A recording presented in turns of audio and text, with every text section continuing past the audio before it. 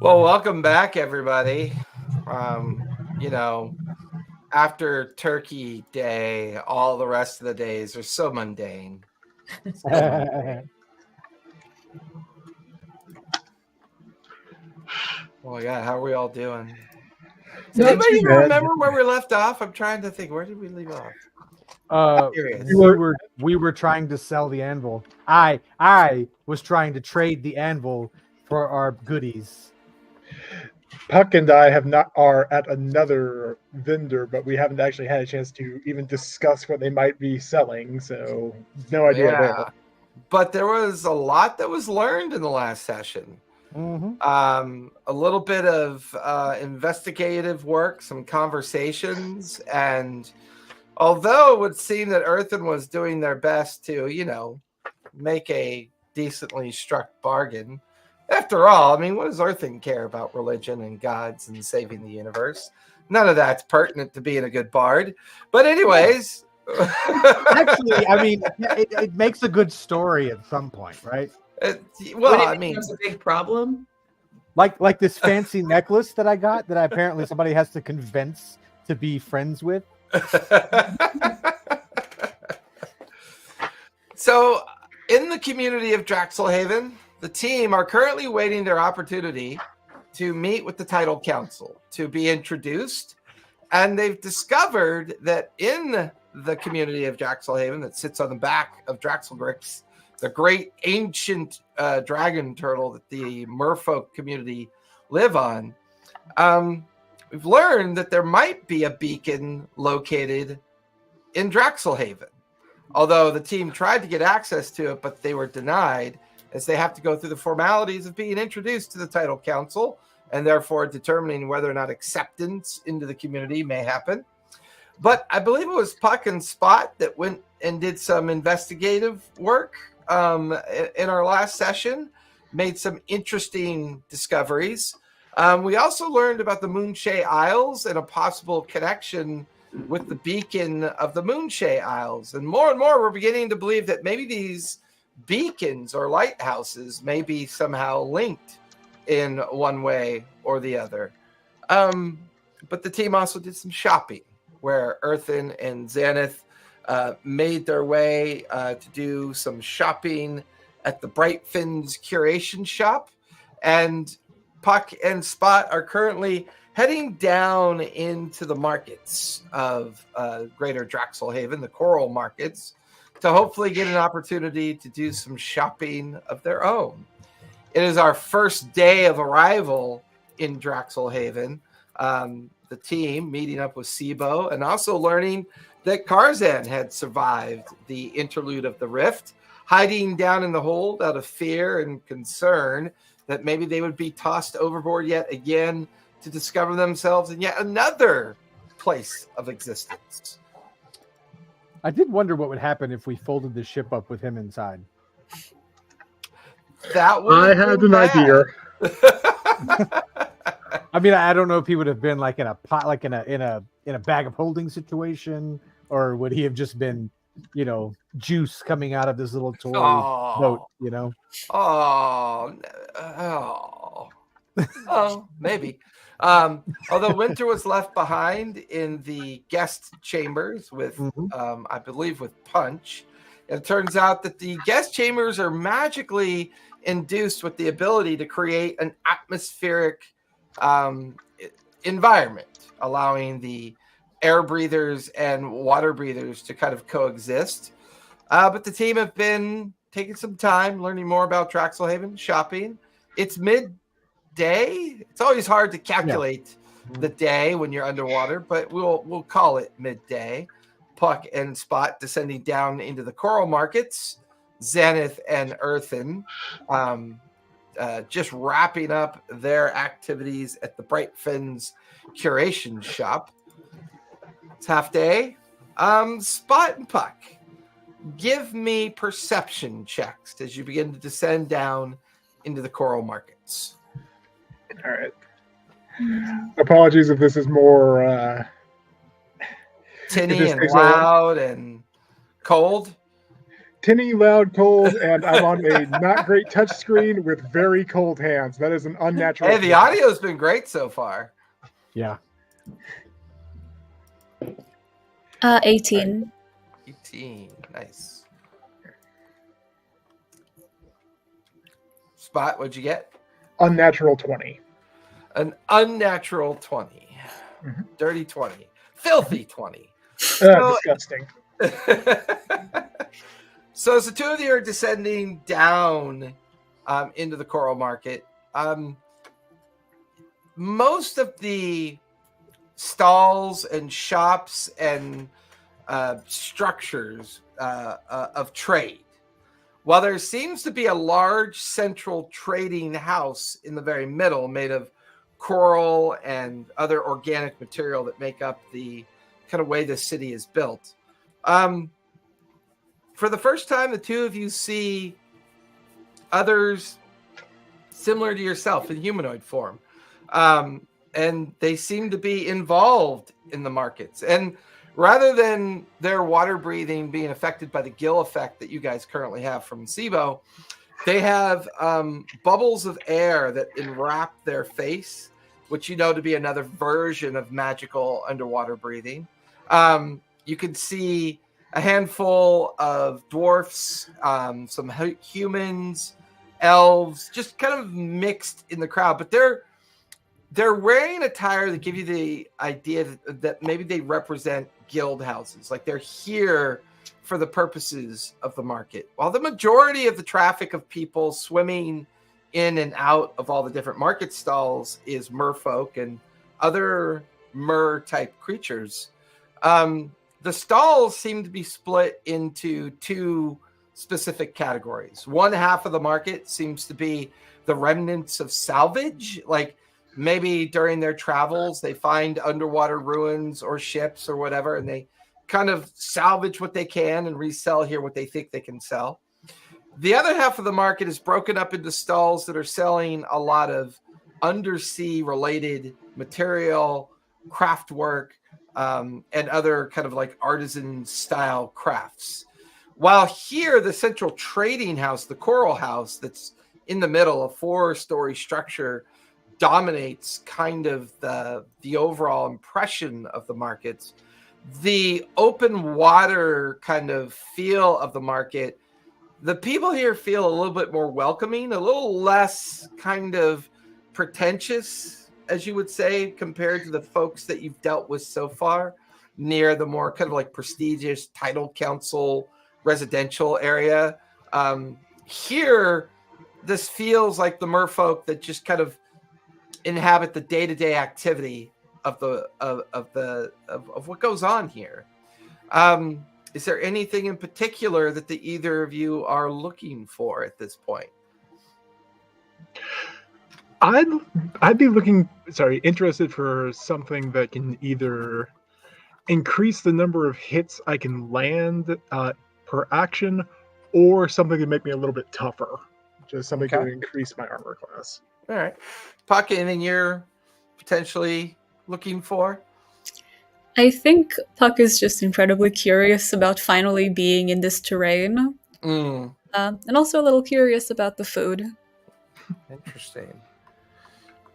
Yeah, it is strange being in an underwater city where you can't really quite smell anything or like get a feel for like, you know, what's going on down here. I mean, you could see people taking like a harvested shellfish and harvested, you know, underwater creatures, whether they're large creatures or small creatures, kind of being butchered or, you know, prepared for those that want to take food. You're not really sure how they cook food down here, or even if they bother to cook food down here. In fact, Puck, you see two very awkwardly placed stalls side by side. There's maybe a dozen or so merfolk kind of lounging along this like coral banister or coral shelf. And behind them, you could see laid out on another coral shelf, perfectly curated like thin slices of fish and other things.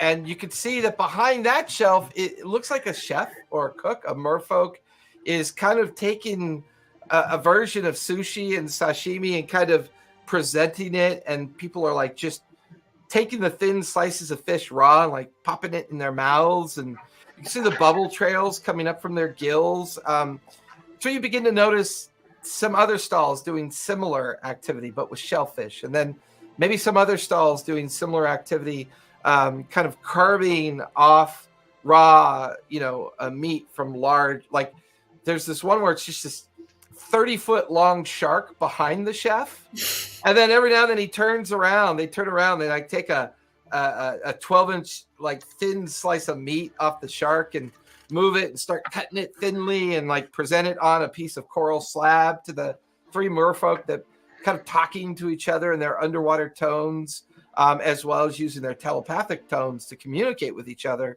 and just kind of enjoying their meal. It feels like the way that they eat and what they do here is all about the environment that they're immediately in.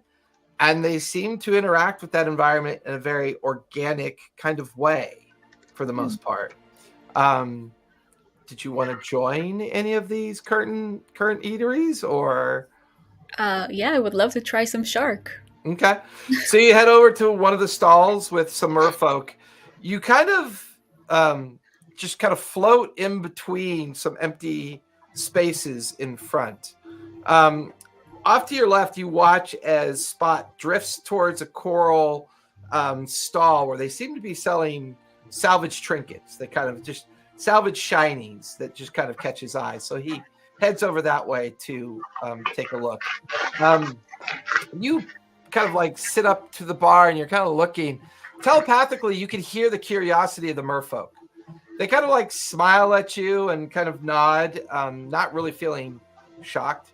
You even get the feeling that they're a little bit more into the idea that you're there because you've gone with the gills instead of the aeration effect. So they're kind of, you hear like a feminine voice in your head. I love your gills. They look amazing. Are you here to try some shark? And you notice one particular merfolk, she's got long dark hair and kind of just wearing the typical adornments that the merfolk wear. And she's smiling as she's like being telepathic with you. It's a little off-putting because, their mouths don't really move. They're not making conversation or anything. But it's like, you must try the bluefin. It's amazing. And we also do what's called a wiggly shrimp. They serve it to you alive, and you peel it, and you eat it while it's still moving. It's quite wonderful. Oh. Very sweet to the taste. Oh, that sounds amazing. Hey, Scaleback, would you bring our new friend? What's your name, by the way? My name is Puck. What's your name? Oh, my name is Finland. Good to meet you. I really do hate to I apologize for this, but what are you exactly? I go by many names. Some might say gnome. Others might say tiger.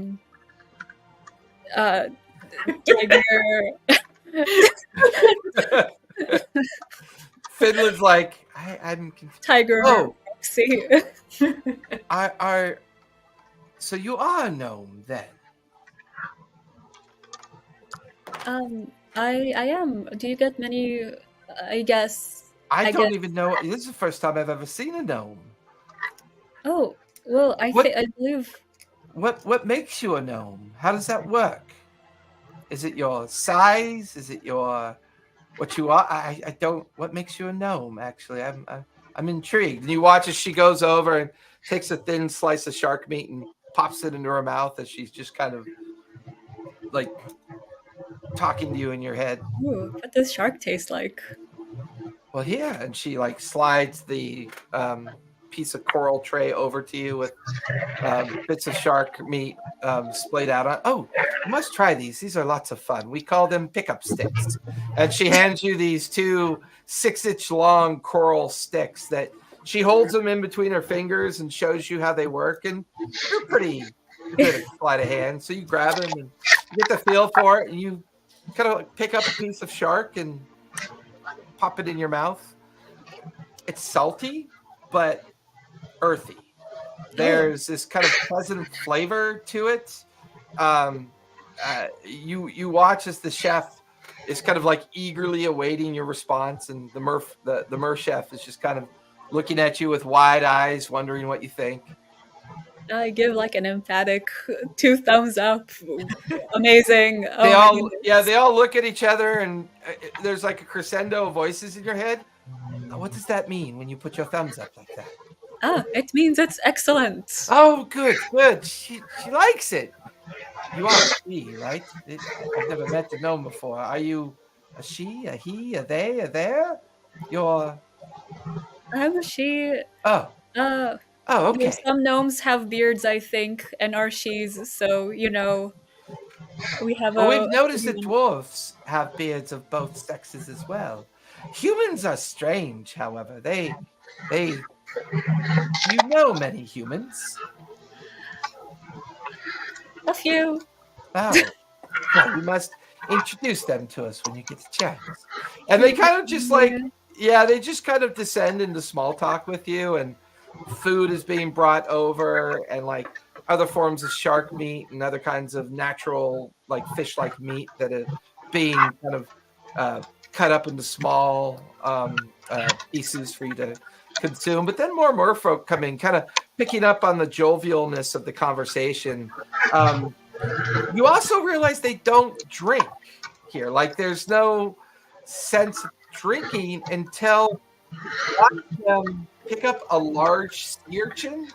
The chef takes a thin kind of coral straw, a hollowed out piece of coral, slams it into the body of the sea urchin, begins to shake the sea urchin almost like a coconut, like you've seen in the Isles, and puts it in front of you and proceeds to do that for all the others. The Finland looks at you and goes, "Oh, you'll love that. It's quite tasty, actually." Ooh, yay. I think Puck just has a good time eating food and talking to folk, but I do want to ask them if they've seen other land dwellers before in their underwater world. Well, I mean, we don't really call you land dwellers. We call you bipeds, because you have those strange things that come off your body, and your natural lack of respect for the waters of the world. But not all are the same. We understand that.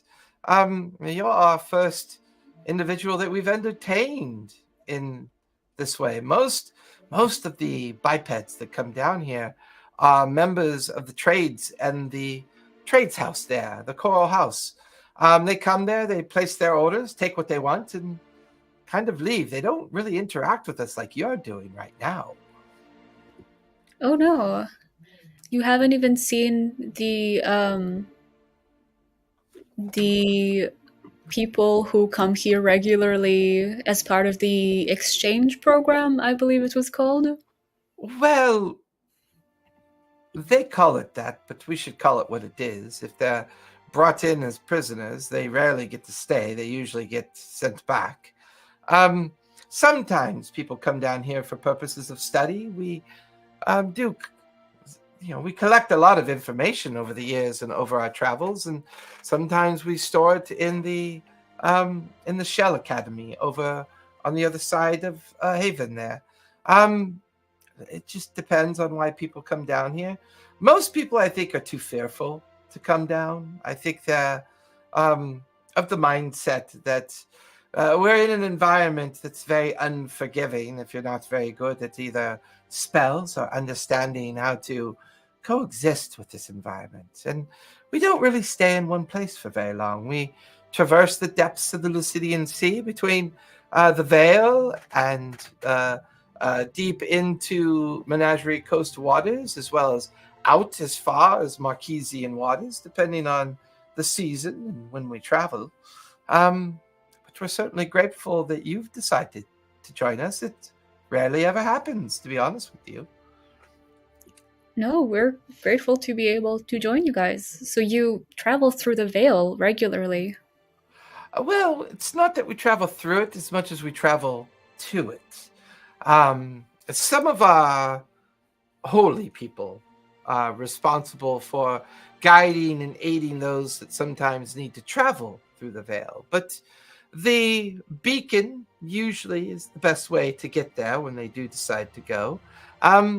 Sometimes ships that want into the Vale are guided by guardians that use their blue whales as ways to guide them in. We call them the Sea Watchers.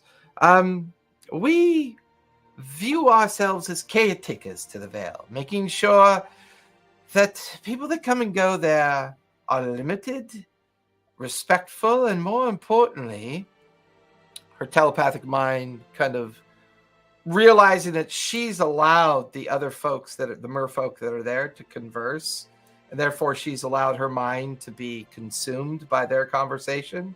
So they're picking up on the conversation.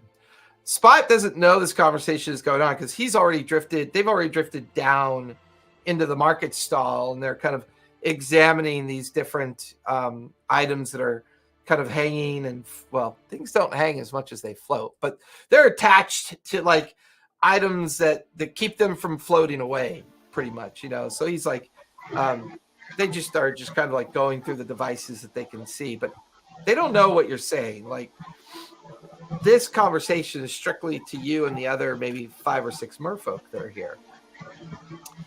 Finland kind of looks at you, but then picks up on the notion of another merfolk.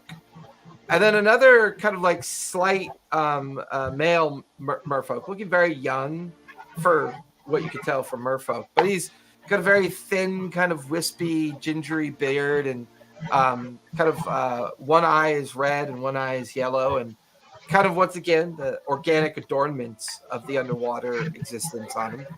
And he goes, well, there was that one strange humanoid that was down here one time. Remember? Finland goes, oh, yes, of course. What was that fellow's name? The other one goes, started with an M. I don't really recall much beyond that. His name almost sounded like a reference to like Mannheim, Manage, or something like that. I don't really remember. He was definitely crafted in spells. He was quite good at it, actually. Is that person familiar to you? I have heard that name before. He seems to have traveled quite a bit within the Vale, and I have heard that he was a powerful druid that was rumored to communicate with your kind as part of his travels through the Vale. Do you know much about him? Not really. He came here with the idea of he was searching for something. He called it a bridge among worlds, is what he was referred to it as. Supposedly some device that could allow him to travel in between different planes of existence. Merfolk don't really have such knowledge of magical devices. We tend to only worry about things of organic nature, organic origin for the most part. But he stayed for a couple days. I think he was here, I don't know, well over a month or 2 ago. Hard to know as time passes. Not something that we pay attention to. Other than that, didn't really know much more about him other than his natural curiosity amongst the relics and some of the stalls and some of the other specialty shops that cater in reliquary. Do you know which stalls he went to? I believe the main stall that he thought was or the main shop that he thought was important, he visited Brightfin's curation shop. Brightfin's Curations. Yes. Well, if a bipedal like him found something there, maybe a bipedal like me will too. Oh, yes, he does sell very interesting things. He prefers trade over most things, to be honest with you. But, well, finish your meal with us. We'd love to hear all about your adventures. And, another urchin with a straw in it kind of comes over to you. And see people like drinking freely, eating. They're all kind of having a crowded conversation in your head, like asking you all these questions about where you're from, how come this and that, just kind of this back and forth playing out. Can I tell them an extremely embellished version of the dead T-Rex story that makes me appear a lot more heroic than I maybe appeared in that time? Yeah, give me persuasion or give me performance for starters. Not a great performer. That's a 6. That's Wait, it. I have D6 inspiration from last time. Can I? Yeah, absolutely.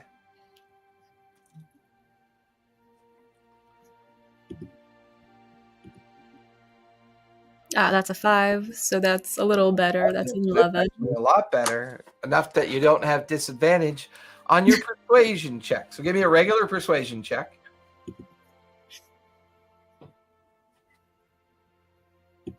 I'm also not very persuasive.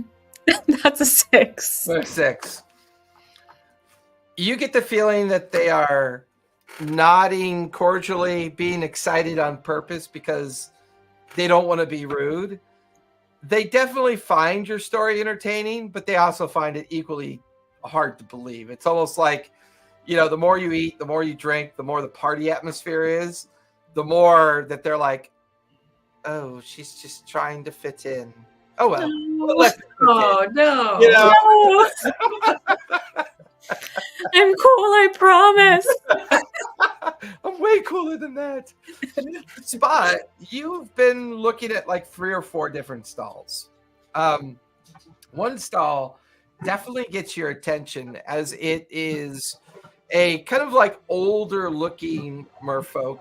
He's kind of covered in remnants of the jewelry that he's kind of selling at his stall. But as you go through it, you're seeing all sorts of worldly crafts. You're seeing craftsmanship that's coming from Dwendal. You're seeing craftsmanship that comes from Taldori, coming from, Marquesia and Isilra. He's selling all sorts of different kind of very finely crafted bits and bobs of jewelry. The elderly merfolk kind of telepathically connects with you. Is it okay that I speak to your mind, furry creature? Yeah, this is that's fine. You swim very awkwardly. Are you okay? No, not really. This is this isn't fun. No, I'm normally. By the way, much if you more, don't mind me asking, what are you? Never seen your like before. I'm a tabaxi. I imagine you don't get a lot of me. And it's like as you're telepathically communicating with him, you're trying to balance in the water. You're kind of like turning around while talking in your mind, and then kind of free floating and bobbing, trying to get. And the merfolk, I'm the seal Jip, is what you're telling me. Yeah. And the merfolk goes, well, my name is Pearlescent. It's good to meet you. I want to stare at you. Would you stop bobbing around like that? We're not naturally aquatic creatures. I kind of look. Is there like a ring or like a handhold or something that I can maybe like get my tail in just to anchor myself? Yeah, like your tail kind of wraps around the edge of his market stall that's made of coral, and it keeps you from like. And instead of turning and free forming and bobbing and moving, you're more like just kind of, sitting there going up and down and kind of, you're able to look at him when he's telepathically like communicating with you. And he goes, I see that you've taken an interest in some of my items. Is there anything that I could possibly find for you? Well, I don't know anything about your craft. Sorry about that. I'm normally much more sure-footed than this. Wonder is terrible. I don't know how you people do this. But first of all, not people. That's a start. Oh, I'm sorry. What is your preferred term of address? No. We prefer merfolk or okay. Waterfolk or you can call me Pearl. Oh, Pearl. Ooh, I like that. That's a good name. Writing that down. But thank you. I find it fascinating that you can write underwater. Anyways. I mean, not that hard. You just have to like scratch things into. But I'm just imagining like Spot holding a piece of paper that's gradually getting soggy and just kind of floating away in his hand as he's trying to write on it. no, just like a rotting plank or something, just like carving runes into it. But okay, I don't know if this is a thing you'd have or not. Something that would make me a little bit more sure-footed or flippered or however you want to phrase that underwater here. That would be nice. Or again, I know it doesn't look like this. I am quite a dexterous kitty in the air. But I'm kind of limited. If you have anything that could make it so that I could, like, I don't know, punch things faster, that'd be cool too. Oh, or even just like your main cloth defense. Then your hands. I could not hear you. Can you say that again? Is that your main form of defense? Then your hands. A defense and attack. I'm again in the air. I'm quite hard to hit. Not so much under here. I acknowledge that. I was curious. Those things sticking out of your fingers or hands or whatever. What are those? Are those your claws? Those are my claws.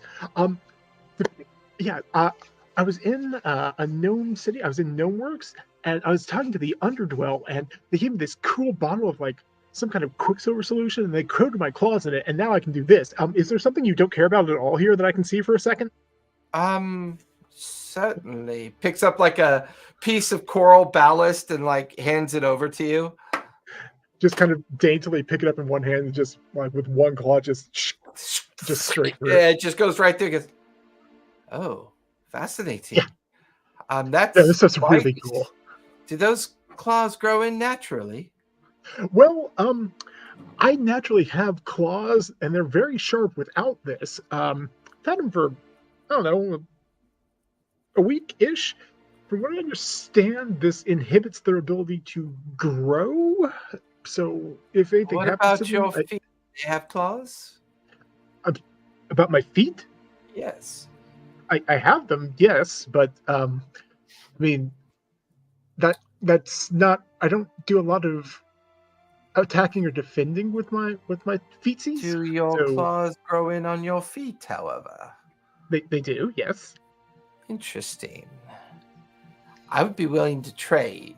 I think I have something in mind that you'd enjoy, but I would like to have some of your claws, if you wouldn't mind. So here's the thing. I'm okay with that. Do you have healing magic? Because my claws grow back, but this is literally bone. Like, oh no, I don't want you to extract them. I want you to just trim off maybe about an inch of each of the claws. Oh, okay. I wanted to make sure you weren't trying to declaw me, because that's quite a fear among my people. Yeah, that's fine. Absolutely. Oh, decline. People do that. They're monsters. People don't understand tabaxi. Oh, yeah. Well, I barely understand you, so I can understand that. Anyways, I do have an item here that I found in an old shipwreck during our time off the Marquesian coast. I want to say it was a ship that had suffered a raid or being affected by some pirates from. Are you familiar with an island called Darktow? Can I do a history check just to see if that's something? Yeah. Let me do that. History. That's an 8. Well, you have no idea what he's talking about. Pirates you've heard of, but Darktow's kind of not a place that you've been to yet, or you've heard about it, but you're not really all that familiar with the idea of the pirates of Darktow. They sound like fun. I mean, like, I'm familiar with piracy, but I can't say that I've heard of these particular individuals. No. Well, I think this must have been a treasure ship that they had sunk, because we'd recovered quite a bit of gems, jewels, and coin. But I came across some interesting pieces of jewelry as well. I have a necklace that one of my magic-wielding friends identified for me. If you put this necklace on and you attune to it, once per day, as a reaction, you can take the attack action. Okay. Interesting. Cool. Do you have any other things kind of in that vein? That's the most powerful thing I have. Most of everything else is like a bit mundane. I do have another necklace, more of a brooch really than a necklace, that has healing and regenerative properties. I have some bracelets that you wear. They allow your hands to move faster. I do have braces of haste if you're so inclined. What are these? The bracelets of haste and are those the same thing as the bracelets that you just mentioned? Is that just different ways of describing the same thing? Bracelets that make you move faster allow you to turn your bonus action into an extra attack action. The brooch allows you to regenerate your health over time. The first necklace I mentioned allows you to use your reaction as an attack action. But no, these particular braces, if you are familiar with the spell haste, you can invoke them as a bonus action, and you can be hasted for up to a minute when you invoke these braces. They do come with the consequence of what haste happens to do to you when the effect does wear off as well. And all of my items that I sell do require attunement. I think I'm interested. Sorry, it's kind of hard. Again, I'm in a really bad place for being able to actually review my character sheet at the same time.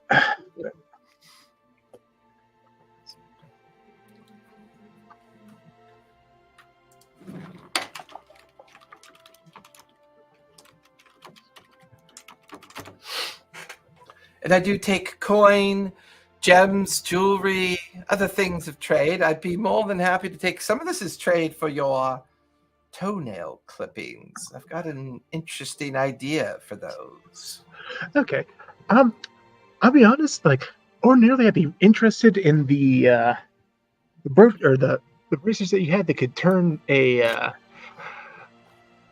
bonus action into a normal attack action, but my issue there is I'm already I'm a monk. I know that if you talk to any of my companions, they shit up constantly, but I can basically already kind of do that. So I am interested in the birch of regeneration. That sounds interesting. Oh, well, of course. He reaches down and opens up a kind of like platinum box with a neatly folded up piece of jewelry inside of it, pulls it out, and the brooch is actually a emblem of the Wild Mother. The chain is made of gold and platinum, and he basically says, well, once you attune to this, as long as you're wearing it, you automatically regenerate 12 hit points per round. Ooh. I'm quite interested in that. I will happily take that off your hands. Is my Quicksilver solution and my clippings, is that enough to cover that, or would you be looking for some that would be things? perfect. Yes, thank you. Ooh, okay, cool. All right, well, you did mention that needs to be attuned, which I'm fine with. I do have this other thing. I haven't gotten much use out of it, but I have a ring of resistance. Can you tell me what you might be able to give me for this? A ring of resistance. Is it specific or? It has. I can pick a type of magic to be resistant against until the next. It's really hard to do this in character, but essentially it grants me resistance to a type of magic, and I can. I have 3 charges on it. So as soon as that hits, that can be recharged. I can easily take that towards my magic. It recharges daily. Oh, daily it recharges. Yes. Oh, fascinating. What do I have in comparison to that? He starts looking around and he goes, I wonder. I don't really have much of a use for it. I don't even know what it does. And you watch as he reaches down into a pile of stuff and pulls out of it a perfectly intact crystal ball. And he holds it in front of you, and it's completely transparent, except for this arcing of light in the middle of the crystal ball. And he goes, none of my magic friends have been able to identify this thing. They do claim it to be magical. It's a crystal ball. I feel like you are one that is quite curious about things. I have no idea what that is, but I want it with every fiber of my being. It might as well be a giant ball of yarn, I think. Yeah, exactly. How do you know what yarn is? I'm curious. Like, Well, a giant ball of don't have yarn, fabric you know, down there. a big ball of stories. Okay. Giant ball of yarn. You tell a yarn, of course. Big ball of stories. Oh, okay, that makes sense. Yeah. And he just kind of smiles. I'm just kidding. Yeah, you can have this. Fair trade. Okay. You take the crystal ball, and I get the ring then. That sounds absolutely. This sounds great. Good. I'm gonna go. All right. So let me unattune from my ring here. It is all yours, friend. Yep. Thank you very much. Anyways, it's fine. It's very awkward. You're cutting out really bad. I cannot hear you at all. Yeah, I didn't know if that was just me or if that was Is like it me now? your voice sounded like you got about 20 feet away from your mic and then moved right back up to it again. Exactly. Let me do this. How's that? Is that any better? That's a lot better. Yes. Okay.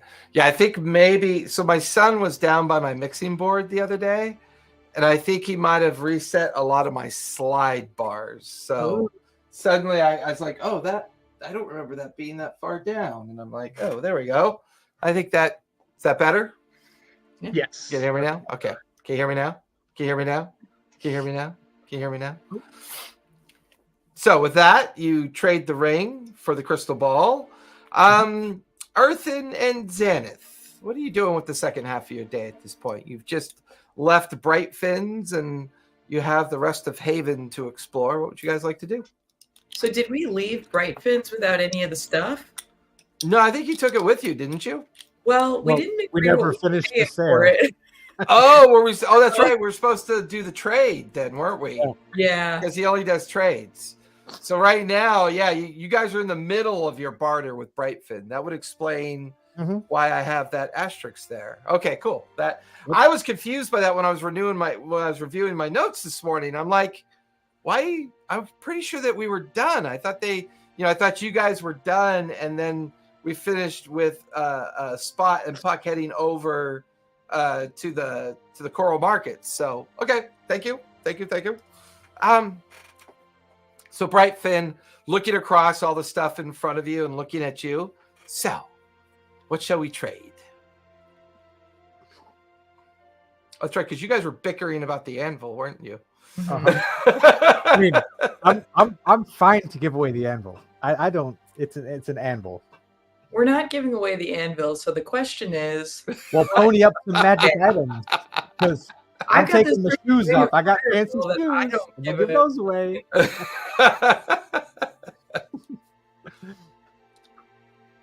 Go ahead, Xaneth. Can I offer you a chance to see through the ethereal plane? Give me persuasion on that one. Right? Not my strongest skill. I have to inspire that because Okay. I didn't think of it. So that was pretty cool. That was pretty All cool. right, well that's a 3 plus 3. You can add a D12 to that though. Oh yeah, I'll add a D4 and I'll add a D12. All right, so I'm up to 10 with my D4, and with the D12. Oh, that's a 6. So I'm 16. I think that would be marvelous. What shall I do with this ability? What would I do with this ability? Oh my. There are So many things. Would you perhaps like to try a place that is so starved of water, even the dragon hoard water as wealth? No, that sounds terrifying. I mean, when's your chance to ever visit there again? Plus, this dragon scale has come from such a place. It would really help her to get you there. Oh. Imagine what you could trade for if you were to show up there with water. So what I'm offering him is true sight, which is basically the ability just to see through the ethereal plane and like see through any magical effects for an hour. Yeah, yeah. Oh, I could plane shift him to. Yeah, that's good too. Yeah. And That's what good are you offers guys up. trading for again? Because I've got a grocery list here. Yep, it's a Yeah. grocery list. The whalebone loot, Okay, the I remember that. circlet of Merfolk's Grace. And I would love to have the mantle of the Sentinel. I've got that on here too. Circlet of the Tidal Mind. The Dwendalian Bracers of Deflection. And you wrote all the detail down, right? I've got all the details. I was in Because the. I've got a list of 1,000 things here. I don't want to have to go back through again. I honestly put asterisks on the item completion list. That's what 2 weeks will do to you. So I wrote down all the mantle of the Sentinel. okay. Yep. The Guardian's Amulet, which is Yes. the amulet that gives the +5 AC, but also has some creepy soul inside of it that's not happy. Yes. Yeah. There's a very unhappy sentient entity in the gem. I really hope you guys get that to tally. I really hope Puck She gets doesn't need any more entities in her head. that.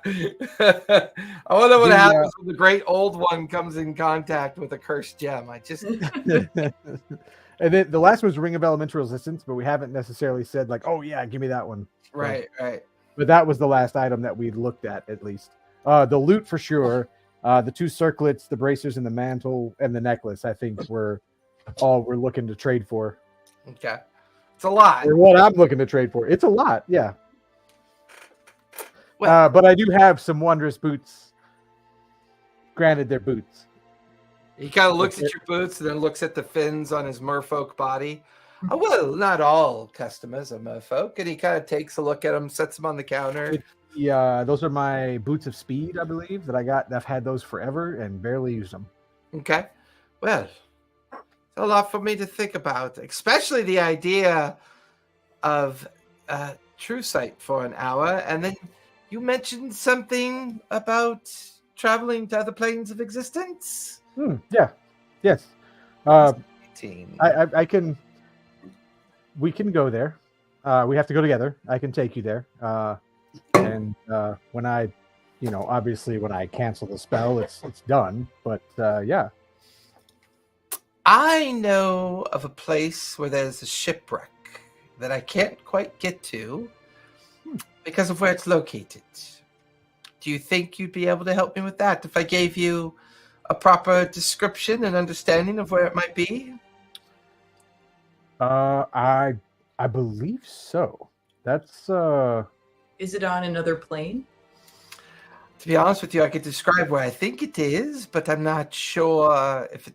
I know it's not on this plane of existence. I do know it sits somewhere else.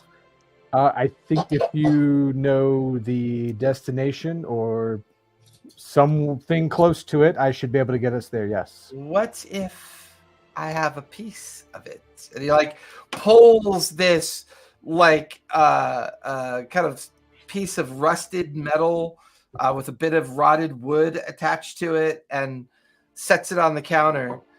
I bought this from a gentleman about a year ago, and he said that this was a remnant of a very important treasure ship that was trapped somewhere. He gave me a general description of where it was trapped. Perhaps if I read you his notes, you'd be able to help me understand this? Of course. Read away. As he begins to read through the notes, you and Xanath can give me history checks to see if it sounds familiar. That is a 26. 28. Sorry, with my modifier. 28. Okay, what'd you get, Xanath? 11. Well, it doesn't really sound overly familiar to you, Xanath. Earthen, he's describing Shadowfell. Ooh. Okay. More importantly, he's describing a very ancient dead city within Shadowfell. One that Vecna attempted to ascend with. You said a ship, but the place you're describing, it's not a ship. It's a place. No, I was told that It's the ship was not a happy located place. there. It's how I.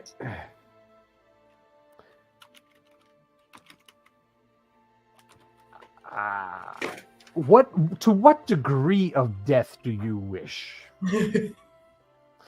Oh, Not that this is not a threat. This is not a threat. This is just my general knowledge of the place you're describing is there's so much death there. And you would know its name as Amphala. I believe you're describing Amphala. Amphala. There is so much death there. So much death. Well, unfortunately, the shipwreck was described as located in that particular place. Is it possible maybe the ship itself is physically there and we could limit our journey to where the ship may be and avoid this city that you call Amphala? We could certainly try. I would recommend bringing as much magic. What your strongest magic items that you could wield yourself? Because certainly, me and my cleric friend here going with you would not be enough to completely satisfy this whole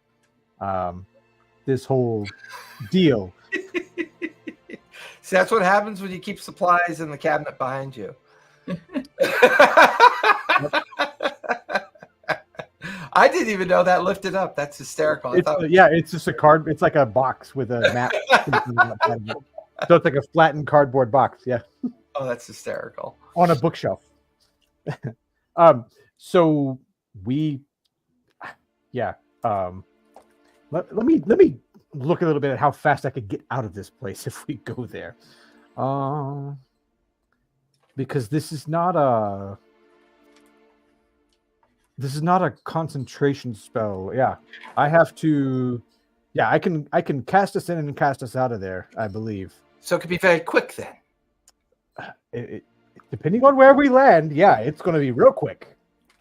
Interesting. If we land in the wrong spot, I'm popping right back out of there. Fair. I do have some polymorph potions saved up. I can turn myself into a humanoid creature to travel.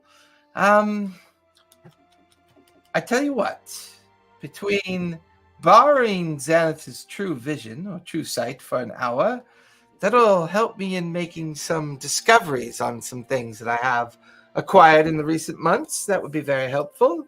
The boots of speed, and then the guidance and assistance to this Amphala place in the Shadowfell, as you say, to try to find the shipwreck that I bought information to.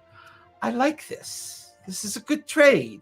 And he slides all of the devices over to you.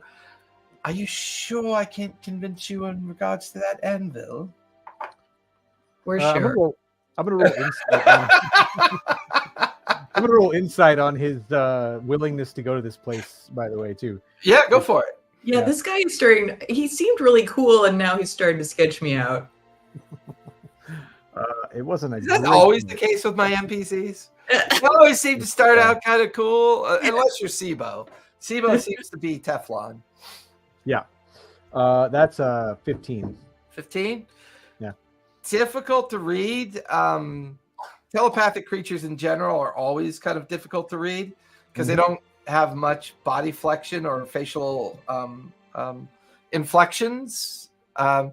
Nothing. I mean, probably the only thing that you find a little interesting is he does have quite a few powerful objects here. Like, there's a sense that he may be older than he seems, and there's a sense that maybe he isn't quite letting in on everything that he's capable of doing. Like, he feels okay, but you're right. There's something underlying there that feels like he's not really being all that honest. I'm gonna kind of like, as well as one can lean in the water, like drift back towards Xanth. Or the like awkwardly bumps into you. Is that like, oh, sorry, I was trying to lean towards you. Like Physics down like here is a little topsy-turvy. Closing like a one-way communication between us, like focusing very intently, like, something's not up here. If we need to get out, I can get us out and leave him there if it looks like it's going to be bad like that. Sounds like a plan. Is this your spell where if we take a point of damage, we are bamfed out? Nope. Picked Or up a could new we one. use that one?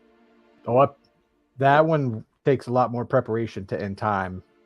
And I don't think we can always bring stuff in and out. This would be a legitimate plane shift, and I can cast it twice, so I can get us there and I can get us back. Okay.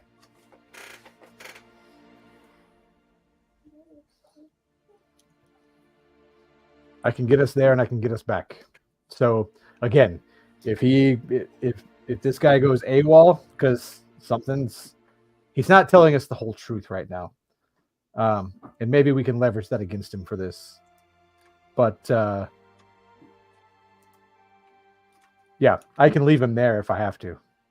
Yeah, this stuff is valuable and I want it, but let's keep an eye on him. And we're limited on time. We can't spend days in the Shadowfell, nor I think would we want to. No, not at all. And you would know enough about the Shadowfell Earth, and like spending like 10 or 15 minutes there is the equivalent of spending like 2 or 3 hours there. 2 or 3 hours. Yeah. It's just as like topsy-turvy as the Fae. Yep. It's just a evil version of that. Mm. It's a more dark and dark dreary version. Yeah, like where the Fae is all about color and vibrancy, the Shadowfell is all about grays and just the overwhelming feeling of just sadness and not fun. Yeah, Edgar Allan Poe versus Lewis Carroll. There you go. Perfect. Yeah. So I'm gonna. Can we go on this little journey? So this place, time's a little funny there, so we'll need to make it quick first and foremost. 10 to 15 minutes there. We're looking at 2 to 3 hours here. Oh, so, my. Yes, are you willing to close your shop for that amount of time? Secondly, I would like to pick your brain a little more before we go. Well, we could do that. If you'd like, we could go over to the Coral Markets. There's a wonderful little eatery, series of eateries down there. You're human. Do you like raw fish? Food's food. Oh, that's Will it kill me? Will it kill me? I don't think so. It's quite tasty. Okay. We're good? Like, if I take a bite of this food and it kills me, you're ready? Brightfin like looks over, kind of swims over to two of the other merfolk. They exchange words, or you're guessing they exchange conversation. They're telepathic as well. Brightfin comes back. He puts on a kind of like coral satchel over his shoulder. He's got a couple translucent bottles on his belt. He's also kind of like carrying a couple small empty sacks in his left hand. And he goes, well, and he kind of stuffs them in his belt. Let's go over to the Tipperary and Steaks. Let's get some eats over at the market house. I know some good places.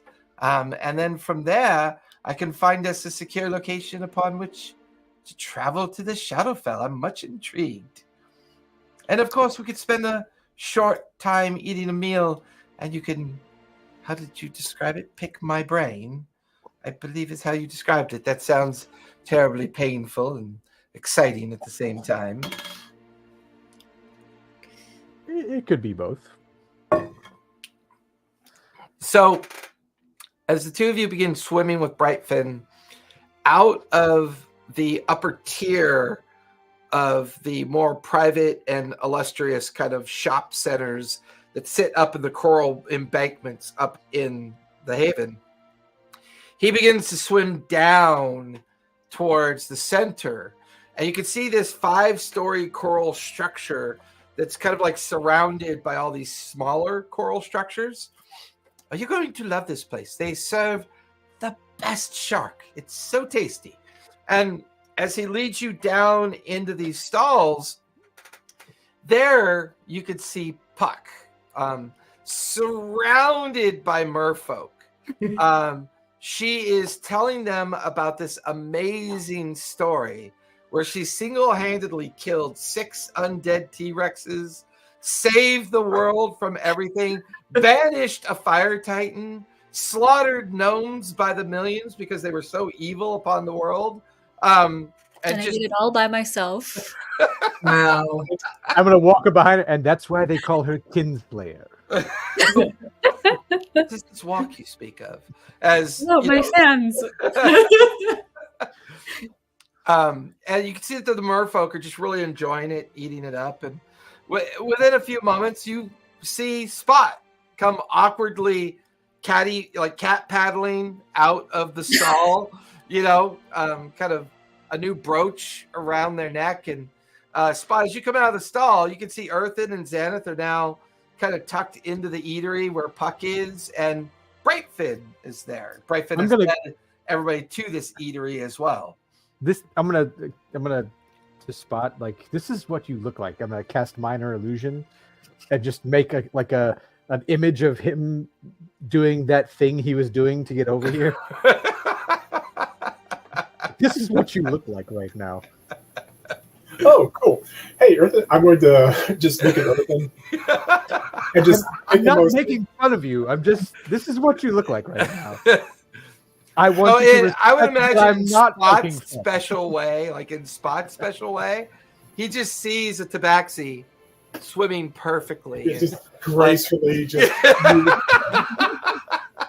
everybody else is watching the illusion, wondering what this amorphous hairy blob is doing, kind of teetering and tipping back and forth in the eddies of the water.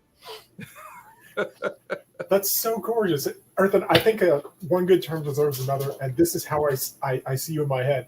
I would project a silent image of exactly how I see Earthen, so just yeah, a human, like a street vendor caricature of a human, just bucktooth, balding, like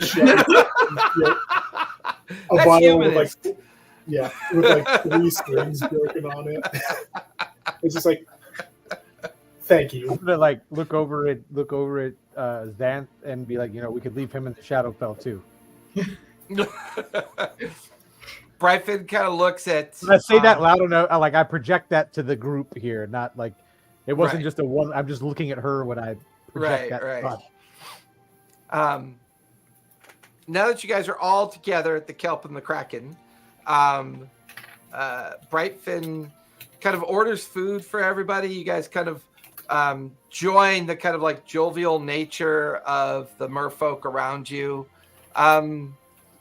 Brightfin orders up food that gets kind of placed around you as well. And he just kind of looks over at you, Earthen. So, he slurps up some, some raw fish. And what is this that you want to pick my brain? Before that, yes, these are shark fins, right? We're eating some shark here, right? Oh yes, this would be. I think it's Thresher on the menu today. Is what it looks like. How does the general feel about that? I heard that you have a general who is like a part shark. I think I've seen the guy before. Gorgrim, I believe, is his name. How does he feel about the general mastication of his friends. To be honest, he doesn't really have any friends, and most of us don't really care. Okay. He exists in his own special little world. Fair enough. Fair enough. Like, you don't even need an insight check. There is disdain in his words. Like, just that kind of feeling of somebody. And if you're allowing the telepathy to kind of be absorbed by the others that are nearby that were kind of part of Puck's little eatery party, they would all have similar looks of disdain on their face as well. Oh, not a popular guy, I see. Not really. Hmm. Bit of a warmonger, if you ask me. Oh, I've known a few of those. So, like picking up one of the shrimp that's still alive, you said? These things are alive while I eat them? Oh yeah, these are amazing. You'll love it. No, man, these are great. I mean, I've had Eating with mouth open. I've had what they've called it drunken shrimp before, where they were alive, but they were in like an alcohol sauce. So Drunken shrimp. Well, who in their right mind gets drunk with shrimp? That seems awfully strange. you didn't mention that they had claws. Well, you're not supposed to eat their claws. You're supposed to rip off their heads and eat the body while it's with. I don't want to sit next to him now, and I'm not sure I want him to send me to another plane of existence. So, what? Tell me more about this shipwreck. Oh, well, I want to say about a year ago, the Draxel Haven had shifted off the Marquesian coast for a bit. And this fellow from Marquette had come down into Draxel Haven and bartered with me in regards to some iron tomes of information that I traded with him. And he said that he had a buyer for the tomes, but I don't really dabble in marketry or capitalism. I prefer trades. Barter is always my fave. And I said, well, what do you have for barter? And he said, well, I have a piece of the renowned missing fleet of the Zohashian Navy that went missing just before the ascension or attempted ascension of Vecna. And he said that supposedly it's the flagship of the fleet, and that all manner of interesting devices and wealth and other things were upon this vessel. It was, I believe it was called the Opal's Way or the Black Eye or something like that. I don't really remember the name of the ship, but the way he described it as a massive flagship filled with lots of interesting bits of wealth and design and things that might even have magical items within them as well. He said that unfortunately it was consumed by a magical storm and was cast into the Shadowfell. Supposedly it was part of the fleet many years before that had arrived in Vasselheim off the coast of Isra in order to participate in the defense of Vasselheim as Vecna was approaching. But of historic value, to be honest with you, even if it's not true, if I could at least, or if there's nothing of interest, if I could verify the connection to the actual vessel itself, I mean, perhaps I could sell it as a relic or get it interred up in Vasselheim as well. Could I roll history to see if I remember anything about that ship or about absolutely. in my readings? Go for it. Like what might be on it, because maybe there's stuff I could pick up too, or we could pick up too. That's a 26. 26.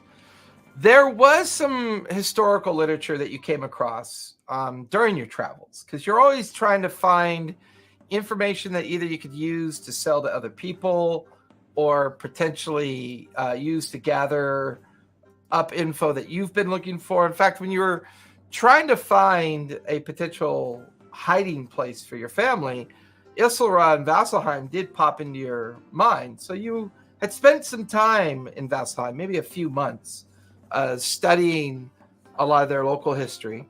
And this fleet kind of makes sense. The Zarhashian Navy, while contesting some of the forces that had saddled up alongside Vecna's intent on Amphalia and the Dark City being brought into existence, they'd sent out a small fleet to help support Isilra in this. And they were going to deliver some pretty powerful items of reliquary that they thought would be helpful, as well as a contingent of about 1,000 of the Bright Queen's most, capable forces. It was known as the Dark Fleet, and the name of the flagship you remember as the Black Eye.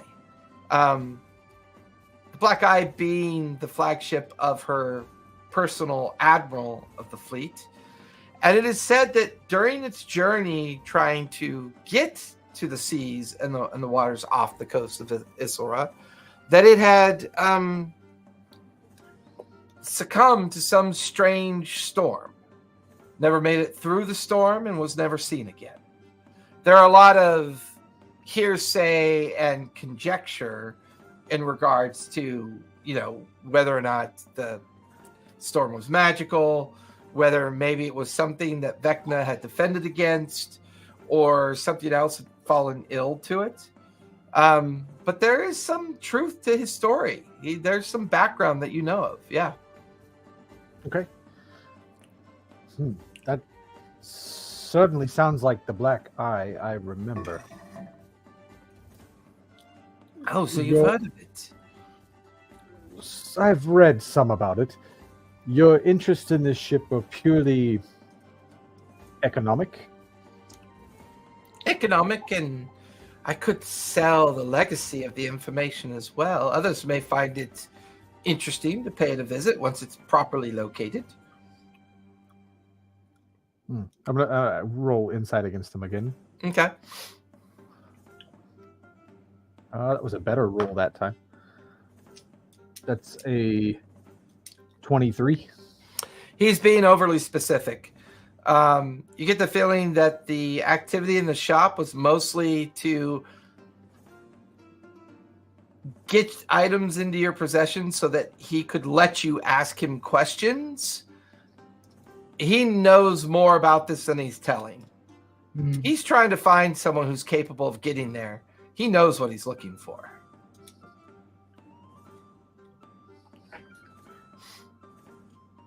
I'm gonna very awkwardly, because we're underwater, sidle up to him and put my arm around him.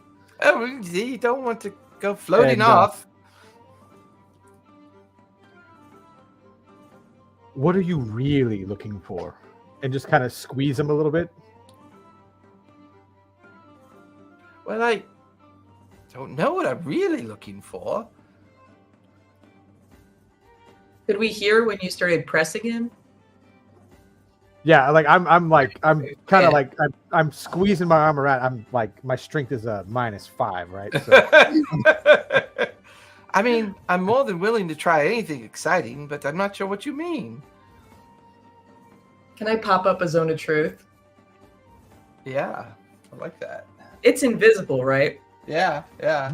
He can save. I've got him distracted, right? So. Maybe. Yeah. So it's a charisma save of 18. That ain't gonna do it. He's never cast this around any of us. Yeah, he's kind of got this strange look on his face as he brings his hand and kind of swishes his tail back and forth like he's irritated, and he goes, yes, there is something I'm looking for specifically, and I know it's on that ship. It's a device. They call it the beacon.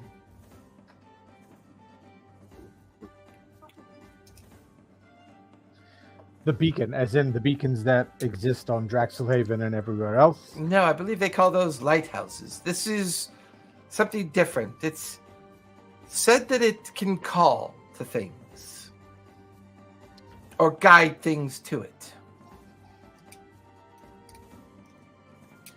What is your interest in such an item? Kind of like doesn't want to answer. And he goes, "This is so strange. I haven't drinking that much urchin juice. I believe if you could figure out how it works, you can." He looks around. I don't know. I think it will allow you to speak to our turtle friend. I think it will allow you to speak to Draxelbrix. Oh, why did I say that? That's What all does you it want to matter? do? My friend here can do that. Can do what? Speak to Draxelgrix. No one can do that. Well, she certainly spoke to someone. He was not happy and told her to shut up and never come back. To be fair, he almost killed me, but yeah, no, that was fun. You've spoken to the creature that our home sits upon. Not even the titled council can do that. How did you accomplish such a feat? Honestly, I think it was dumb luck, and it didn't last long. I think if it sensed even an inch of malice and knowledge about him, beyond just the dumb luck that I had, he would have not just given me a pretty intense warning, he would have killed me. So I wouldn't recommend it unless you have something worthwhile to say. It said that the beacon can call to Draxelgrix, and once you establish that with him, though some people here declare that he's a god, you're able to influence his mind and influence his ability to travel Lucidian Sea, perhaps. Huh. What do you want him to do? Well, it's not so much a matter of what I want him to do, but Mr. Sunscale of the Title Council has emboldened me with a task. Find a way to speak with Draxelgrix. I was honestly caught aback that we don't currently speak with him. Evidently, where we go is at the whim of Draxelgrix. That they've always told us for, as far as I can think back, that somehow the Title Council had some semblance of control over him. I don't believe that that's true. As he's saying this, I'm going to kind of glance around at the other patrons, because I don't know that he's like directing this to us or if he's just kind of putting. They're not out. paying attention. You get the feeling he's only directing it to you guys. Okay. Like he would not feel comfortable talking or telepathically having a conversation about this with the other folks that are here. Sure, that's kind of what got me looking around. Like, Yeah. this for real? Does Puck know who he is? Did anybody tell Puck that he's from that he's Brightfin? Not yet. I don't think we mentioned it. Oh, I think no. We probably would have said "Hey guys, it's this guy Brightfin. We're gonna take him to the Shadowfell." Right? I mean, or did we just sit down and we didn't introduce him? We just sat down and didn't introduce. We All sat right. down and started eating. Yeah. Who is this friend of yours? This Brightfin. No way. So, was Mannheim also interested in this device? Because I know he was a friend of yours. She says that, and I'm dead eyeing. Yeah, he looks over at him right now. Puck and he goes, as a matter of fact, he was, but I did not have the capacity or the capability to be able to tell him. How is it that you know of this Mannheim? Oh, rumors do travel. Kind of a strange figure in this region. What does this beacon look like? Well, it's in the shape of a conch shell. It's said that in the interior of the conch shell is a large pearl that contains the original memories of Draxelgrix, which then allows you to connect with his mind. Some people call the beacon the Eye, the Wandering Caller. Some call it the Voice of Dominion from time to time. Why do they call it that? I really need you to make a deception check because you're swimming in the midst of a zone of truth. Yes. Oh, do you want to make a charisma save? You could try to make a, I know for a fact Puck is not that charismatic. So you're more than welcome to make a charisma save, Puck, as well. But you do need to make a deception as well. Well, it's a 14 on charisma save. I'm But going to do it. yeah. Let's see, why do none of my strength lie in basic human anything? You have a bard for that. Prove it. It's an 8. Can I try swimming in front, like really awkwardly, as like as a distraction? Like, oh God, why? Just to kind of. Oh, I will polymorph you into the smallest minnow. You little fish. Starts I swimming there. love the image of Spot just kind of floating. Yeah, just gently floating by. Why? It's the room. What'd you get for deception? Oh, I got an 8. An 8.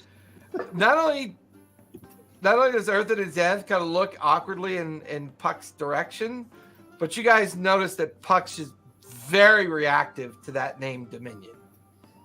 Very reactive to it. Puck is somehow sweating underwater. Yeah.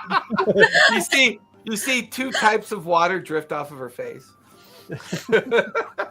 Oh wow, this juice is really making me. Oh, I Yes, can't even hot lie in about here, feeling or- sick. Or You recognize your name, Puck? I do. Shit. Oh fuck. I think can Puck recognize that she is in a zone of truth at this point? no, because you failed the roll. Had you succeeded in the roll, you would have recognized it. But you also don't have to answer. You could just not answer. I'm gonna just shove an inordinate amount of meat in my mouth.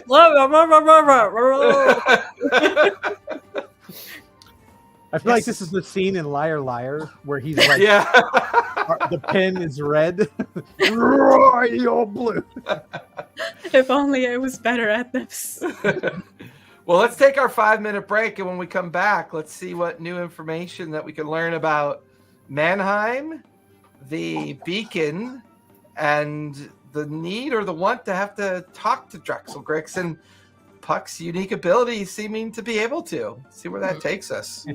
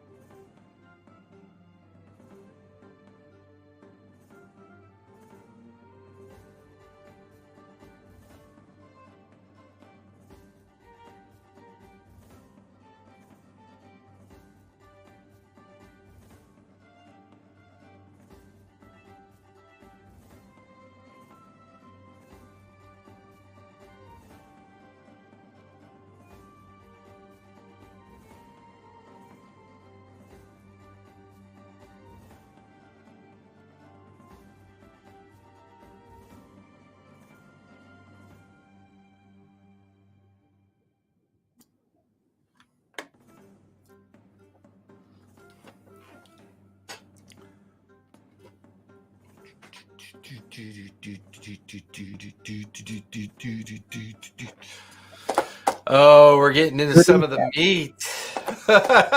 Yeah. The Let's Don't Die game. There's that. There's some of this. It's Some of I, this, like some of that. I picked up another fun spell that I would love to use. And Oh yeah, which one? Feeble Mind. Oh yeah. But I only have one 7th level spell slot, so I'm gonna have to use my 8th level spell slot to get us back, or vice versa. So, but yeah, Yes. Feeble Mind is tough. You blast the mind of a creature that you can see within range, attempting to shatter its intellect and personality. The target takes 4d6 psychic damage and must make an intelligence saving throw. On a failed save, the creature's intelligence and charisma score become a 1. Oh my god, dude, that's terrifying. Can't cast spells, activate magic items, understand language, or communicate. Like no matter what, in they any take notable damage. way. Like the damage is regardless of the success or fail. Uh-huh. The saving throw is strictly to determine if their intelligence and charisma drop to 0. Uh-huh. And at the end of every 30 days, 30 days. the creature can repeat its saving throw against this spell. Unless, Or of course, while they're under the Restoration, effect, heal, or wish. or if they're under the effect of Feeble Mind, you cast Geese on them at the same time. That would be interesting. So I'm like, all right, I can, assuming I get this off on somebody, like they're completely incapacitated. Yeah, they have no personality and no intelligence. They just sit there staring at you with drool coming out of the corner of their mouth. Uh-huh. And they don't have the ability to comprehend language either. So Right. they're unable to speak any kind of language or communication.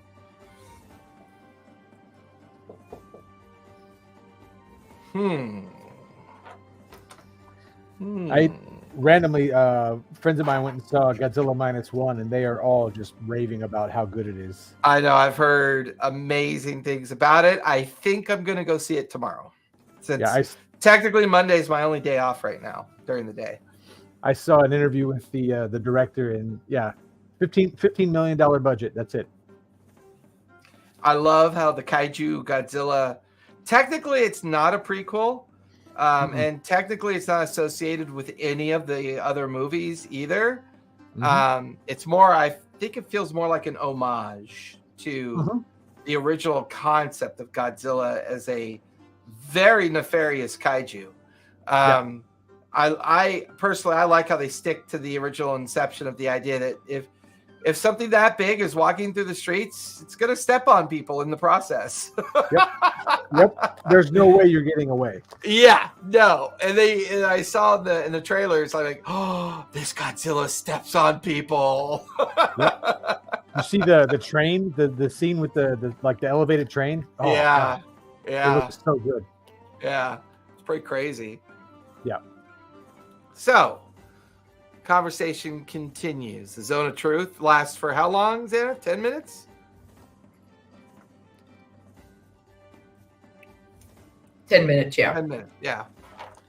So you're about halfway into that time in this conversation. What you guys can pick up so far is that Puck is definitely trying to avoid talking about the reference to Dominion. Mannheim was clearly down here looking for this beacon at one point. The beacon's described as having different names, different references, and it seems to allow you to speak directly to Drexelgrix, the great ancient dragon turtle that Drexelhaven sits on the back of. Some pieces are falling into place, and evidently it's believed that this object resides on the Black Eye shipwreck that was once part of the Zorhashian fleet that was sent to aid in defending Vasselheim from Vecna's ascension. I will say this much, Earthen, because of your background, you get the feeling that it's quite possible that might be on the vessel, it's possible that they sent the device as a means to try to speak to the massive land titan that was carrying Amphala out of the Shadowfell to be put into the, set in place where Vasselheim was, thereby destroying the old city of Vasselheim and bringing Amphala into existence. If this truly is the beacon, that is a very terrible power to wield.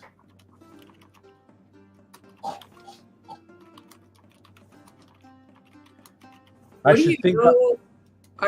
feel like. Sorry, go ahead.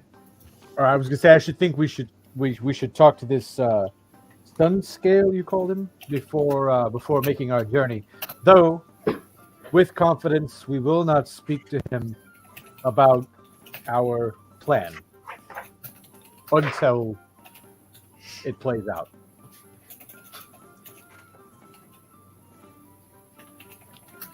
Say that again. So, I think I put together that this, what you're saying about this could communicate between they're trying to use it to communicate to the other Titan, that something this powerful. I should like to get to know the person who may be thought to wield this. Should we find the artifact? So I'd like to meet the council before.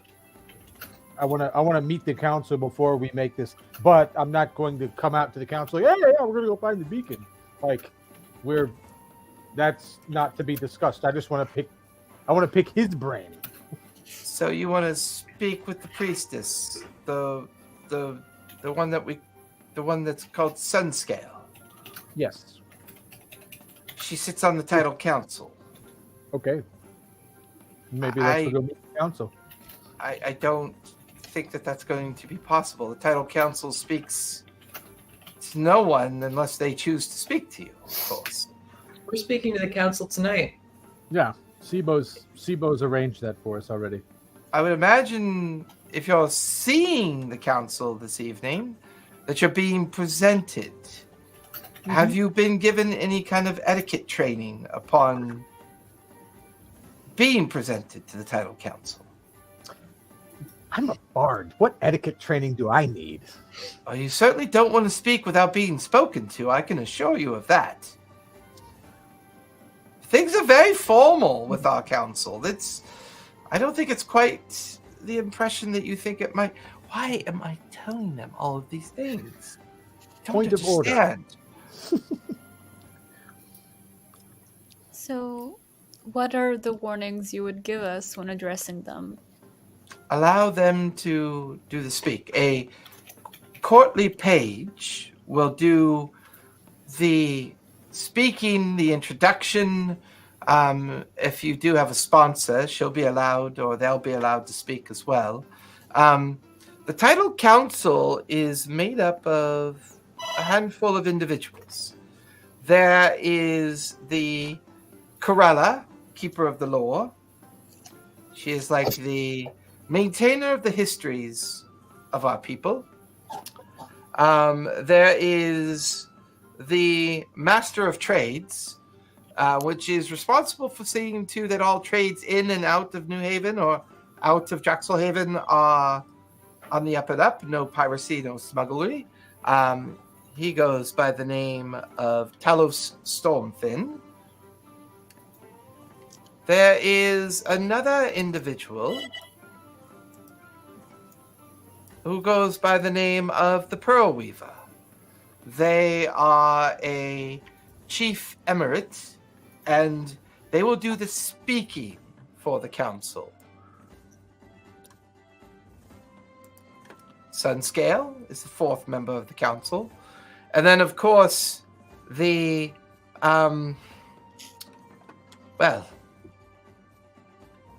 chief who's in charge of the council, of course, goes by the name of Wavebinder. Do you happen to know anybody named Stormy? Stormy. Doesn't sound familiar to me. Is friend or...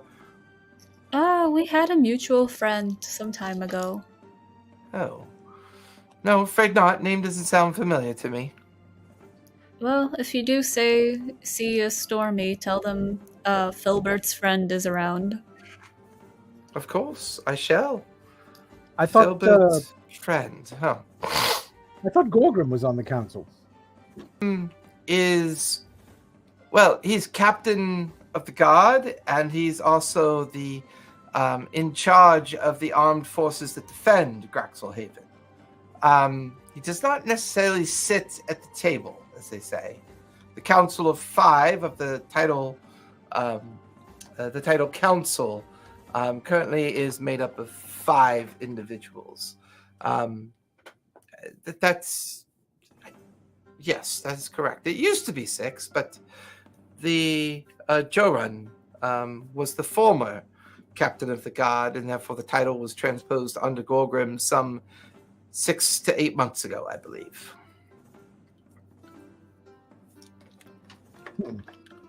Tell me about this. You said Joran? Yes, Joran Shelgard. He was a merfolk warrior of some renown.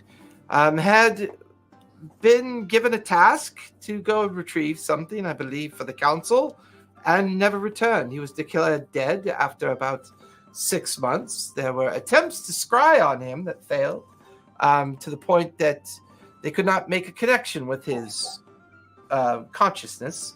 So that's usually taken as a sign that they are dead. Were those scrying able to scry across the plains? Yes. Interesting.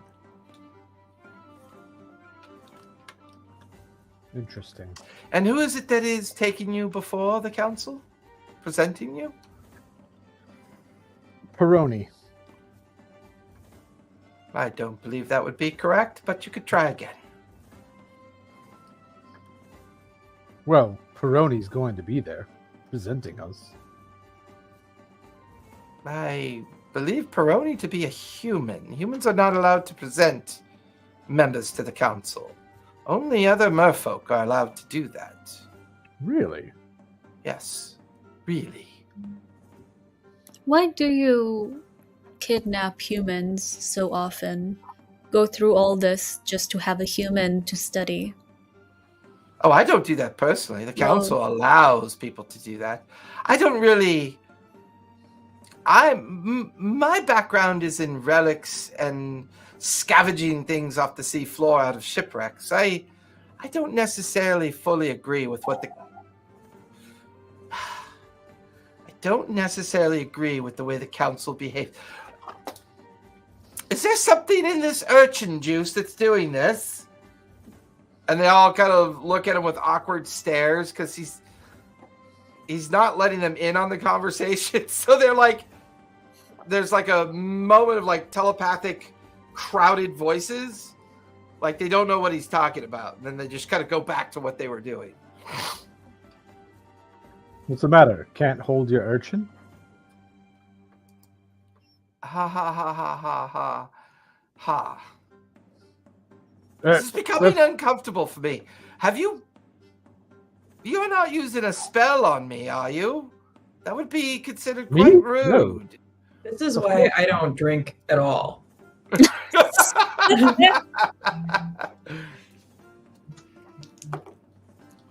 Well, I just feel strange. I don't normally speak so openly against the council, but to be honest with you, I don't really like their behavior, their isolationist views, and although I must admit, Corella, Madame Rifat, the priestess, she has taken a very vested interest in trying to establish communication with Draxel Grix.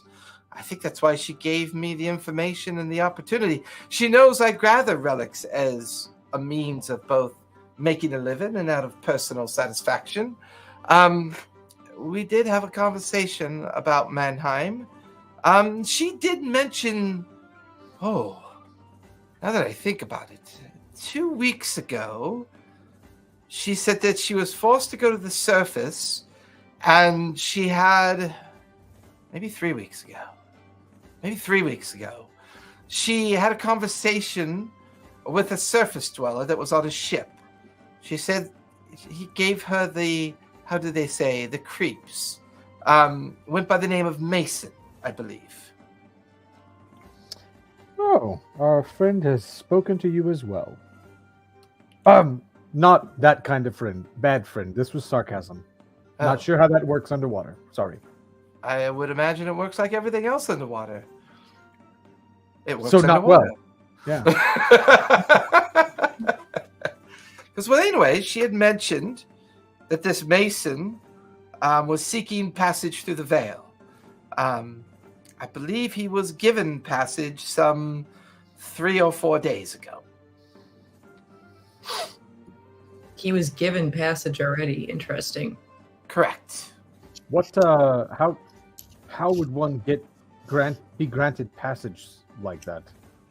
Normally, they would have to give either information, an object of importance, or a person or persons over to somebody as exchange for access and guidance through the veil, protection from the siren's magic of the fog.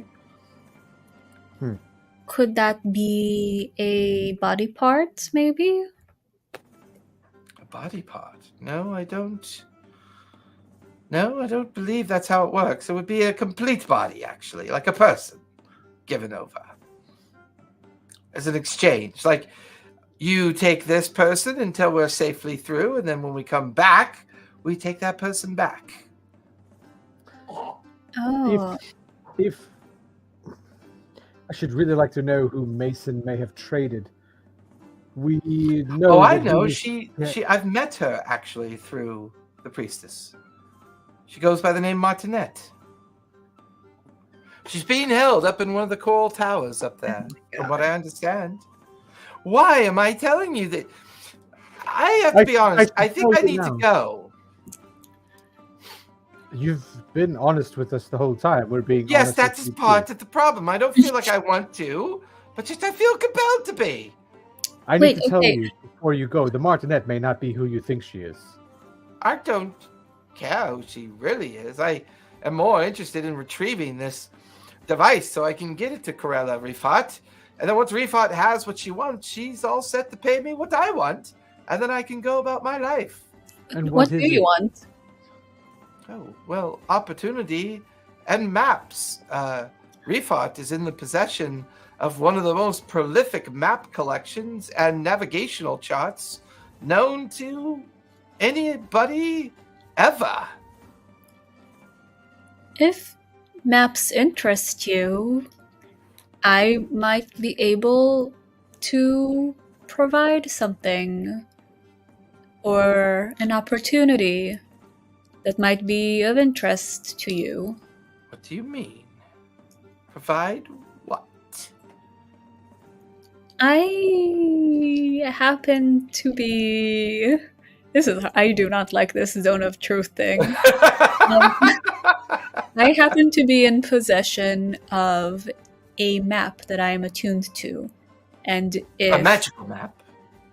a magical map that I could use to look at things for you And or what is draw a the replica. effective range of this map? The effective range of this map. 5 miles. Thank you. How did you know? It is about 5 miles.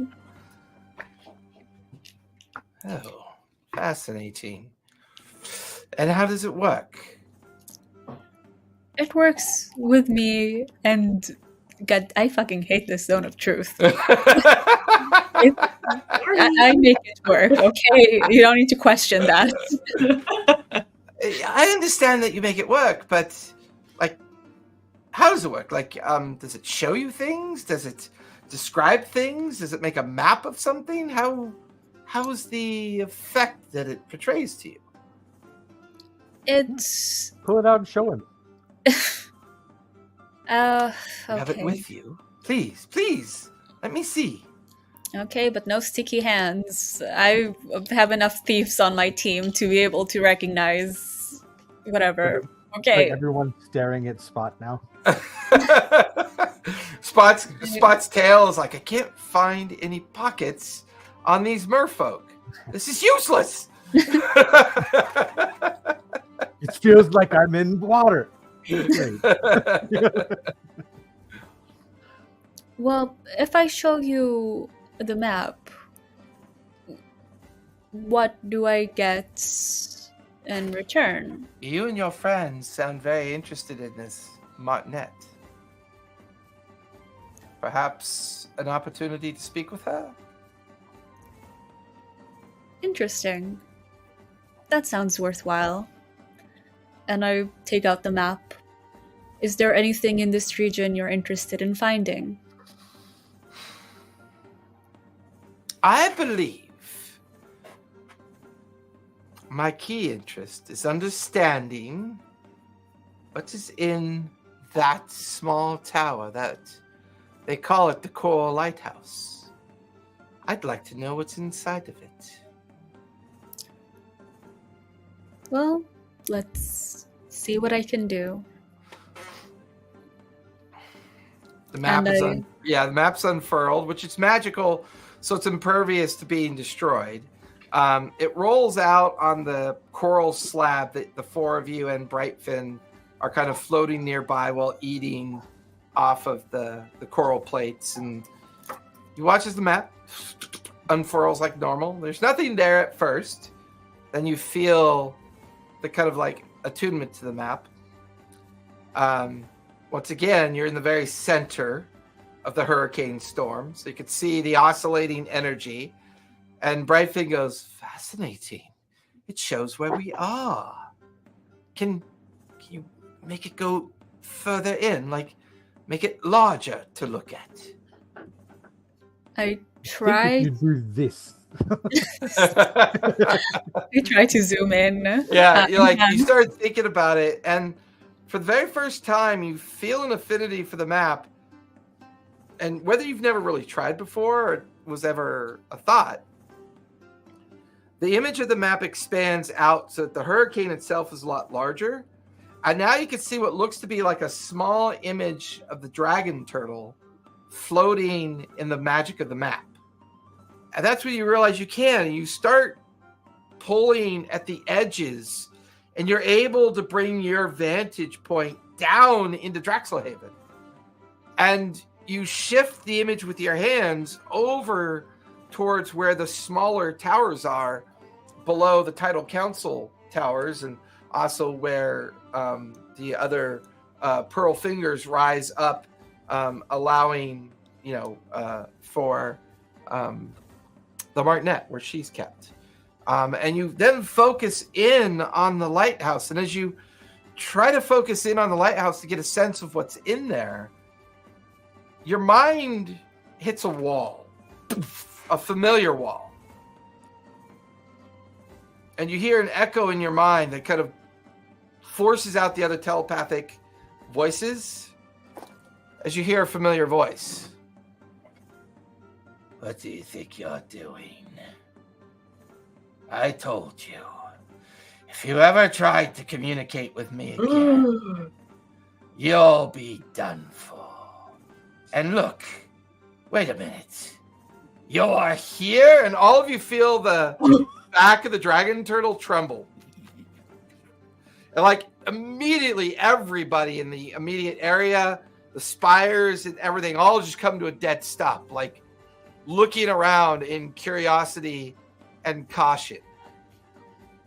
Give me an intelligence save, if you would, please, Puck. But I'm not smart.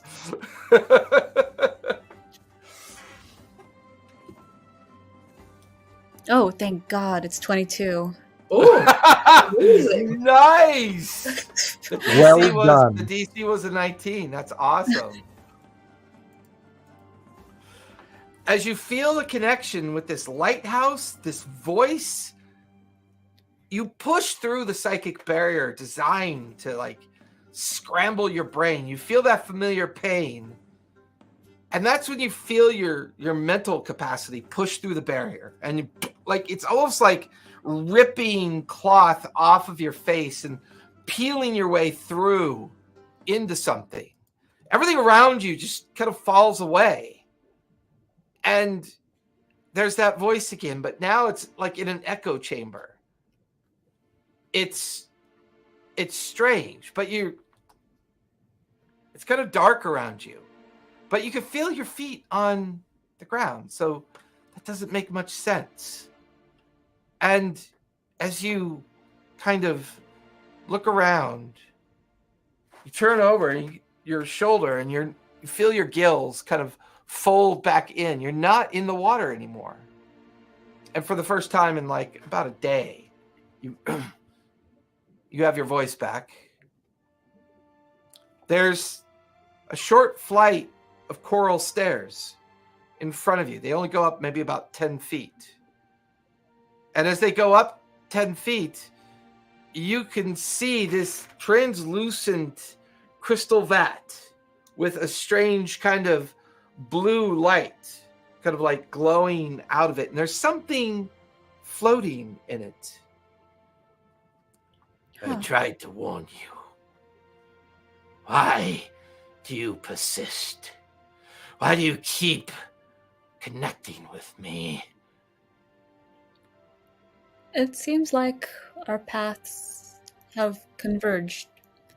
And I'm not an envoy of anybody but myself, but I do carry another's eye with me at the moment. You speak in riddles. My mind is old. And that's when you notice that when you're hearing the voice, there's a pulse of light coming from the giant like crystal vat up above. And suddenly you could see kind of like the pickled remains of a figure inside the crystal vat. And you kind of are compelled, you don't know why, you feel the mind draw you in partway up the stairs. And that's where you realize it's imagine a corpse in the water for a very long time, but it's incapable of decomposure, but it drains of its physical ability. Its animus is no longer animate. It's just this slowly turning creature. As it turns, its eyes are milky white and wide open. There's a strange pulse of energy like coming up and under from the crystal form. And you can see that it's a turtle. And the turtle is invalid. Its arms twisted and tucked in. Its flesh decayed, but not to the point of rot because of the strange fluid that it's floating in.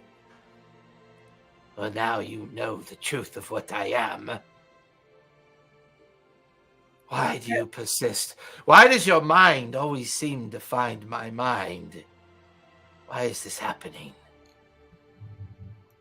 I don't know, but I know somebody wants you to return to your former form. Are you interested in that? My former form. I have an old memory of what I once was. Sometimes I think it's the only thing that I cling on to prevent total madness setting in. When I found this dragon turtle dead upon the deep edges of the sea, I knew it could protect me. But all these millennia, I've floated out here, gathered, made myself into something that they could never find me. I'm not sure that this memory makes sense. I'm not sure of anything anymore. Did you speak to it? Did you talk to it? I carry its eyes for now. If you would like to connect with it, I can help with that. But I'm not compelled to its desires. If your desires and Dominion's desires do not match, you should tell me now. do not know. Come closer. Place your hand on the crystal. Show me their eyes so I can remember. And then I will give my decision. I do as it says. You kind of like cautiously walk up the stairs. You gently place your hand on the kind of room temperature crystal. The undead corpse, rotting remains of the turtle stops spinning and hovers there as if in some kind of physical control of itself. Its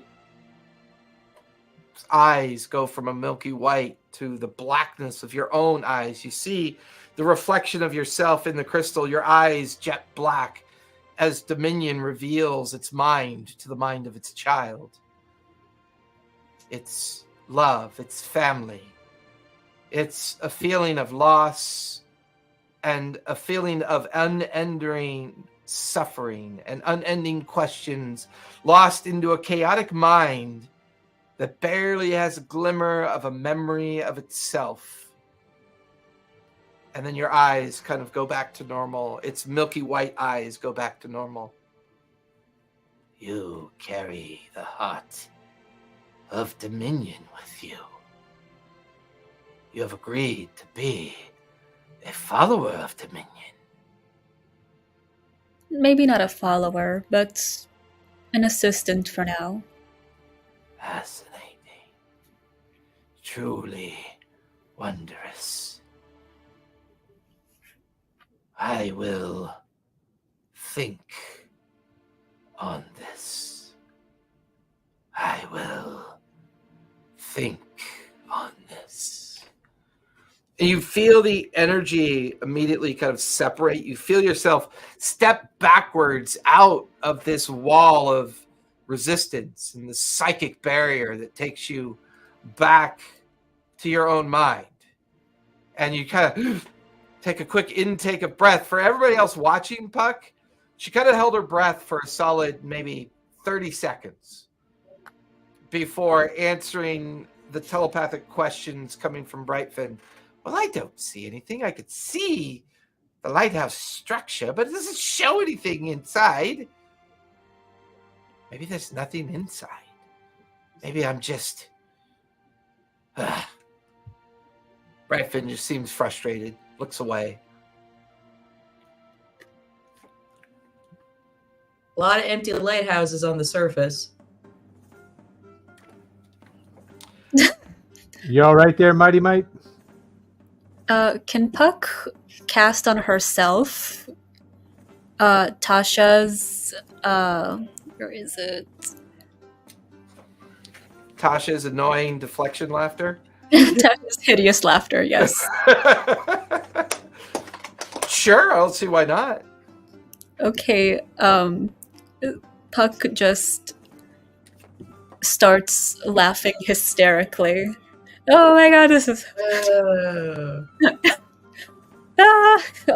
my god, I can't breathe. And I kind of walk away laughing. Kind of just swim away from everybody else towards... Where are you heading towards? I'll take the alcoholic juice with me, and Okay. I'll try to act up the drunk physically while laughing uncontrollably so I can't talk. Give me a deception. Well, you're underwater. You can't talk anyways, but Oh, yeah. because it's all telepathic. But give me a deception check as you try to steal away. A lot of deception today, not a lot of success. Okay, 15, which, listen, for me is high on this. Yeah, that's pretty high, yeah. Yeah, you guys watch as a very drunk and chaotically laughing Puck is just kind of floating away into the crowds of people surrounding the eatery and just kind of disappears into the crowds. Even with a passive inside of 21, I don't see that something's up there. She's definitely being weird, but she doesn't really give away enough specifics to make you understand why she's being weird. And you just kind of watching her disappear into the crowd. and she's in the crowd somewhere, and you lose track of her. How strong is that oyster juice? Oh, it's sea urchin juice, but Sea urchin juice. yeah, I mean, it's strong, but I didn't think it was strong enough to cause someone to go mad. Sorry about that. She's been acting up lately. It's not acting up, acting different. Lately. We're talking to the council in like 5 hours. She needs to sober up.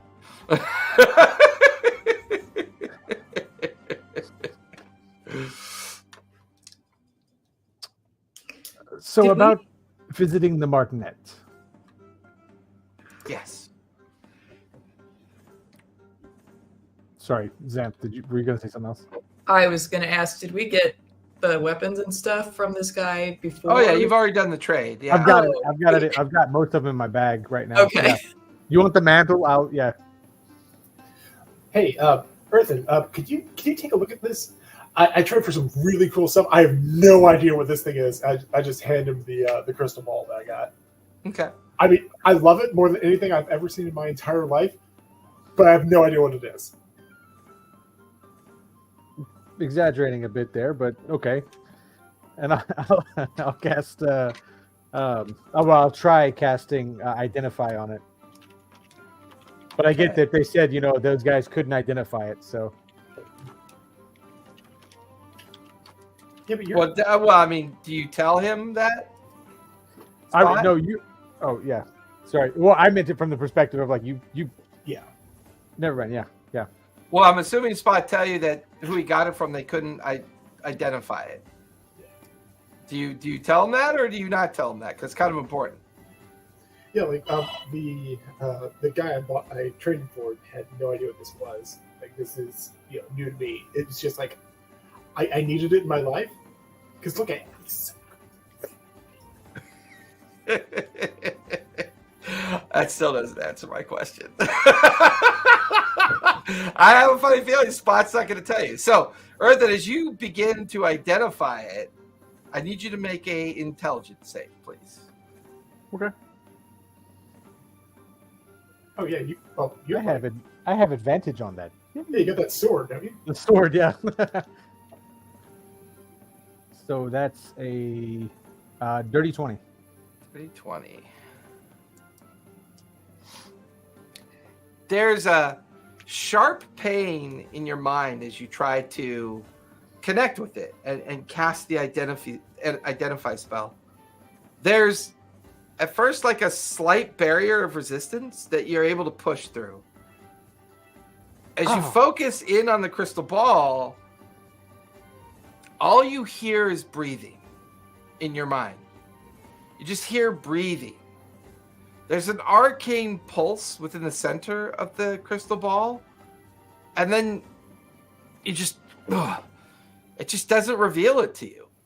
And you get the feeling that your kind of like psychic abilities were advanced enough to kind of keep it from harming you, but it just felt like you were standing in the middle of a great vacant emptiness surrounded by magical vapor and a steady kind of breath or breathing going on around you of a person, of a thing. Hard to know for sure.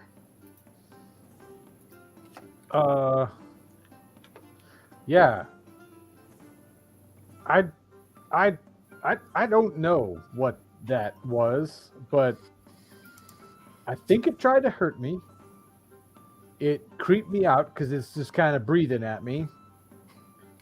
But there is big empty nothing except magic vapor.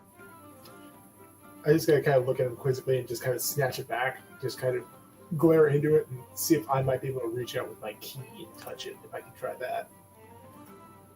Give me an intelligence save. Intelligence. This isn't All right, I'm just going to sit back and be like, it's probably not a good idea. Where are you? Sorry.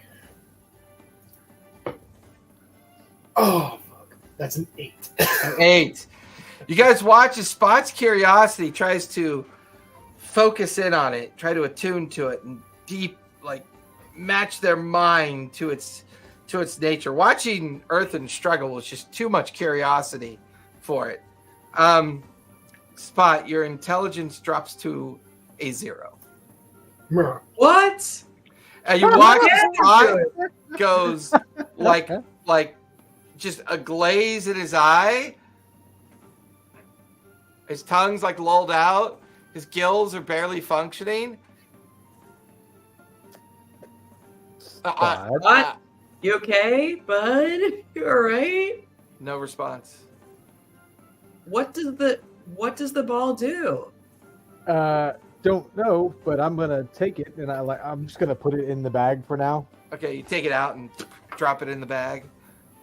I'm gonna try and hit Spot with Greater Restoration to see if that does anything.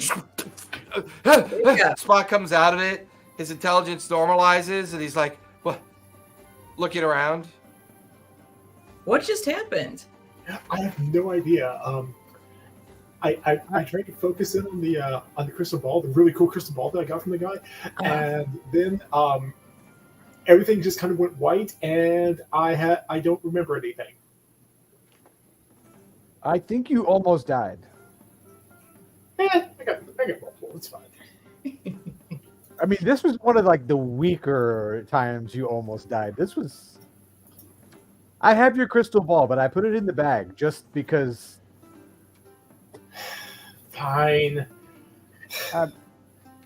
Hey, Like you guys- supervised use. Come on, like supervised use of unknown creepy magic items. I told you that thing was like. It hurt and it was weird and. All right. Well. Yeah, but you exaggerate. You're made of paper. I want to know. You exaggerate. I'll give you the paper part, but I'll give you the paper part, but Hey, do you guys think you think you can track down Puck? Because I kind of want to go back to that guy. Because yeah, I think he has another thingy that I might want to purchase if he's amenable to it. But you know, I don't trust that. I'd like to chase down Puck if we can. oh, okay. Question is, Puck, where are you going? Right then.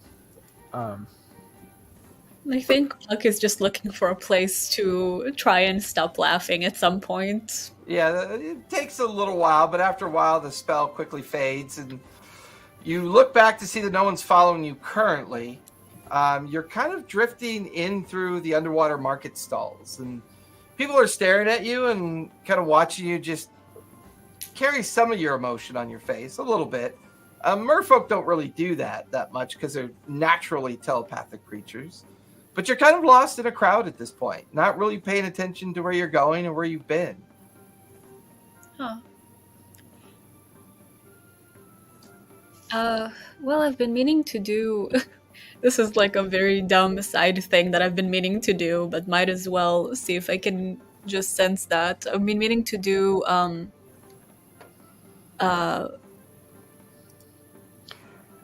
I was gonna ask earlier. You can talk to animals. Were there shrimp screaming when you ate them?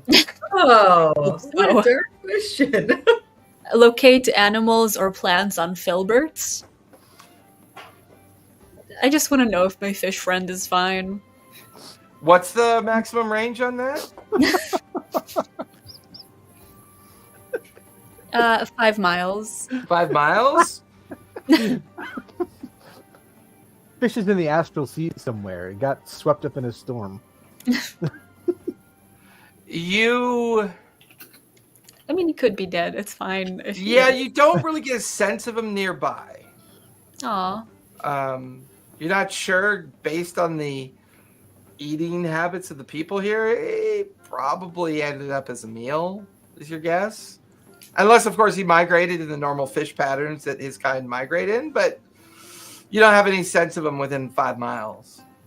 Doesn't mean he's dead, but you definitely don't think he's around here.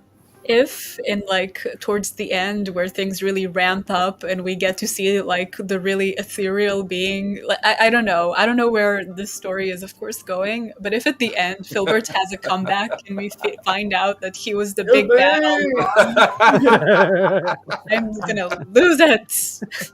I always imagined Henry Crabgrass should have been the big bad.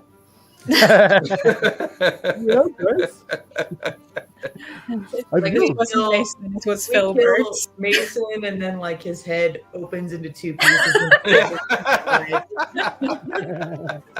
Filbert! It wasn't a metal eye. It was a fishbowl. Like Yeah. that's where he. Aw, So Filbert. true.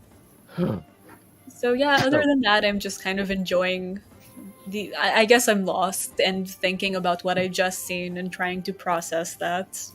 Fair. It was a lot. I'm just sitting down, trying to kind of cool it with the alcohol. Mhm. I'm gonna cast sending to Puck. Puck, where are you? We have a meeting in 4.5 hours. Okay, I just am coming. And I'm Where? And you watch as like you guys kind of like exchange, finish exchanging with Brightfin. You and Earthen kind of worried about where Puck went. Kind of, you start to act as if you're going to go find her, but as Xanath kind of reaches out, eventually Puck comes back. Spot's about to get up and go look for Puck as well. Spot, you get up and start swimming towards where you last saw Puck head towards, but then Puck comes out of the market stalls, the Coral Market, coming back towards the rest of you. And she's no longer laughing. She looks like herself. Hey guys, I think we should talk, but we need to go someplace where nobody might be listening to us. Should we head back to our rooms? Sure. Yeah, that would be. Well, you want to do this before we go and try and speak with Martinet? I don't know. I know. Okay. I mean, if we're going back now, are you going to start like talking to us, or are you going to start laughing and disappear again? The alcohol really got to my system. Can I be like shining a little light in her eye, or like lifting the lid, trying to figure out what's going on? Give me a medicine check to All right. get her overall condition. Oh, I'm going to roll insight then too. For doing I that. got do a insight. 12. 12. She seems fine. All right. That's 18 plus 11, so that's a 29 for insight check. I'll let Puck decide what you kind of make of her behavior currently. Puck is very anxious. She wants to say something. She's not sure if she should. But also, it's very clear that she's not that drunk. You've seen her drunk before. And also, maybe with this high, you probably noticed that, like, Tasha's hideous laugh is not something she should be able to do. Oh. It's a warlock thing Yeah. that is not Yeah. part of her, like, I usually. would say Earthen would definitely pick up on that. Yeah. I think you have a lot to tell us. I have some things, but I want to make sure we're not being scryed on. Brightfin, Yes. is there anywhere in Draxelhaven where one might seclude themselves from scrying eyes? Oh, well, as long as you're in the haven, you're fine. Draxelhaven itself is a magical city. How do you think we don't flit in and out of so many places without people finding out? The storm is our protection, of course. That prevents prying eyes from finding us. I'm finding it fascinating that this map seems to be able to locate beyond the storm. First time I've ever heard of that being able to be done. But if someone is attempting to read your mind or scry on you or locate you, the storm should protect you. Maybe we can wait until we open the hut tonight. I feel like that's the only place I would feel truly safe, so maybe it can wait until after a few more things. I'd like to talk now. I wouldn't. That's why I'd like to. And we'll say this is kind of like an awkward conversation around Yeah, Brightfin right. because you allow your telepathy in and out based on who you want to hear. So technically, he wouldn't be able to hear it because you'd be focused on just the telepathy amongst the four of you. I don't Group trust. dynamics. I'm gonna look at Brightfield like group dynamics. You know how it is.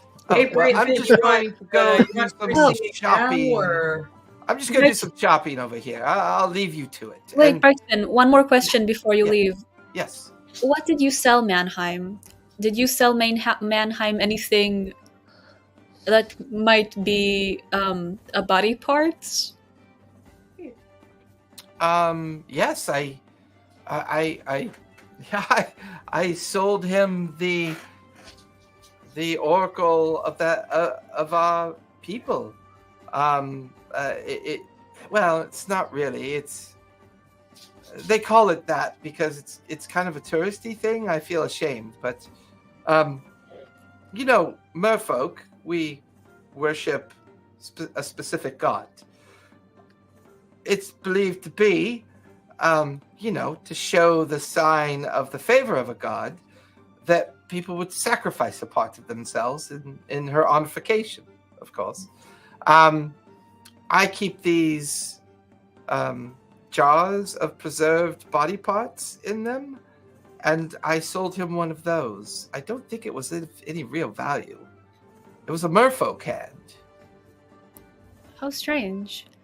And it has no value other than the theoretical value of... Well, I would imagine I treat it as a curiosity, but I imagine if you're a powerful enough spellcaster, you could use it as part of a component of a spell if you wanted to. I mean, I sell many strange things, and, well, this one was easy because it felt like an easy trade. Because to be honest with you, I wasn't really sure that the information about the vessel was even true. So it felt like a good trade. What information did you trade it for? Well, about the ship in the Shadowfell that your Oh. friend Earthen here spoke of. Yeah, we're hoping to maybe go tonight or tomorrow. Huh.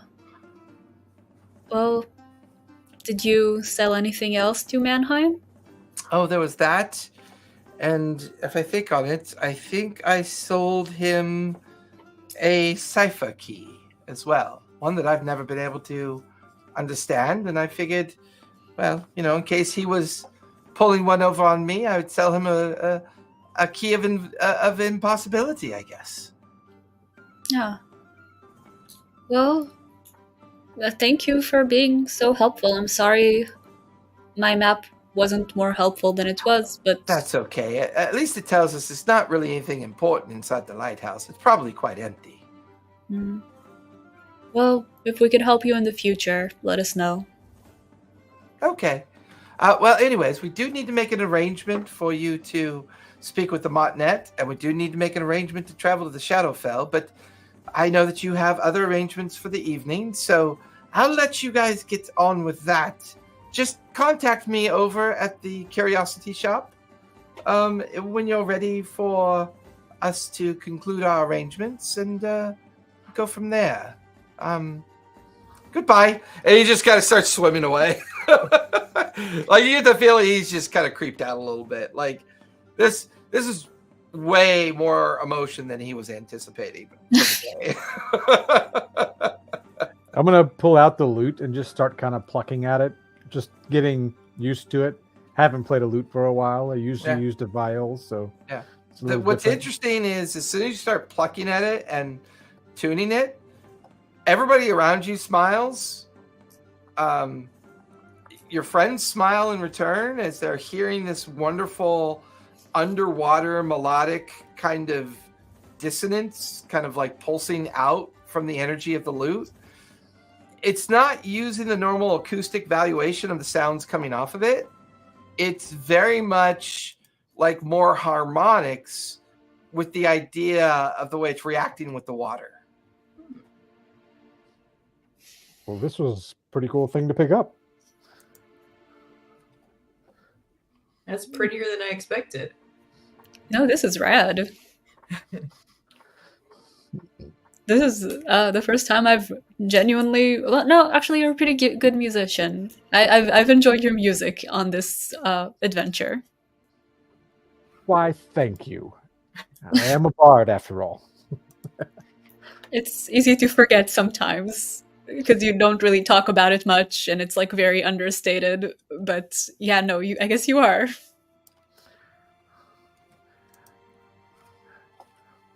While I'm playing, can I try and use the detect magic on the crystal? It's The magical. crystal ball? Yeah, it's magical. No school of magic, though.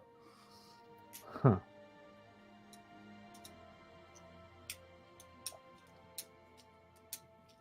Should we start walking back towards our apartment?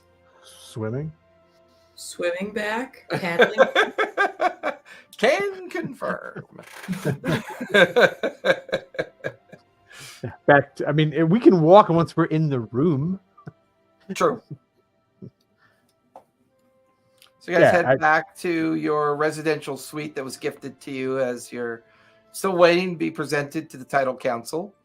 Didn't take too long to get back. The crowd's a little bit more kind of reserved on your way back. People are generally kind of freaked out by what just happened, the tremor and the kind of reaction to the city. But after a while, nerves settle. And by the time you get back to the pearlescent castle, you find your way back, swim into the hallways and back up into the towers until you see your shimmering barrier of your doorway, and one by one each of you step through. Now, Spot, you wanted to revisit that one stall again to see if something else was for sale, or you're muted.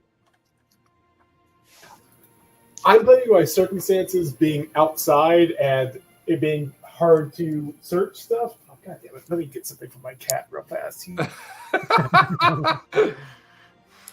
Dad, I want to eat it.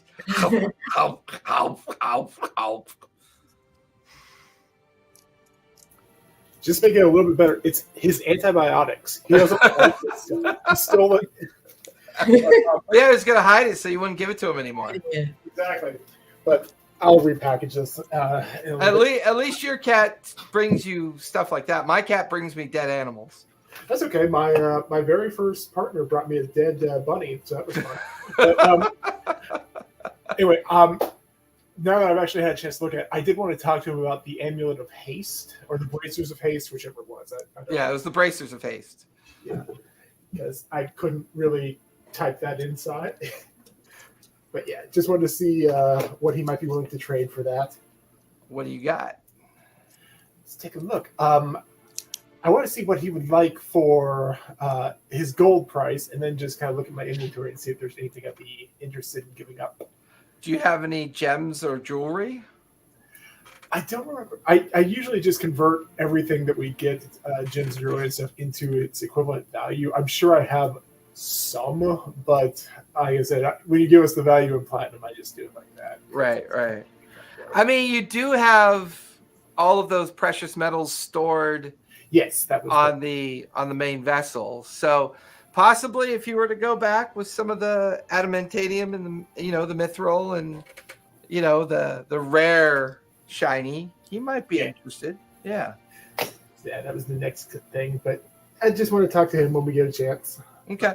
So the four of you are back inside. Your gills fold into the skin of your neck.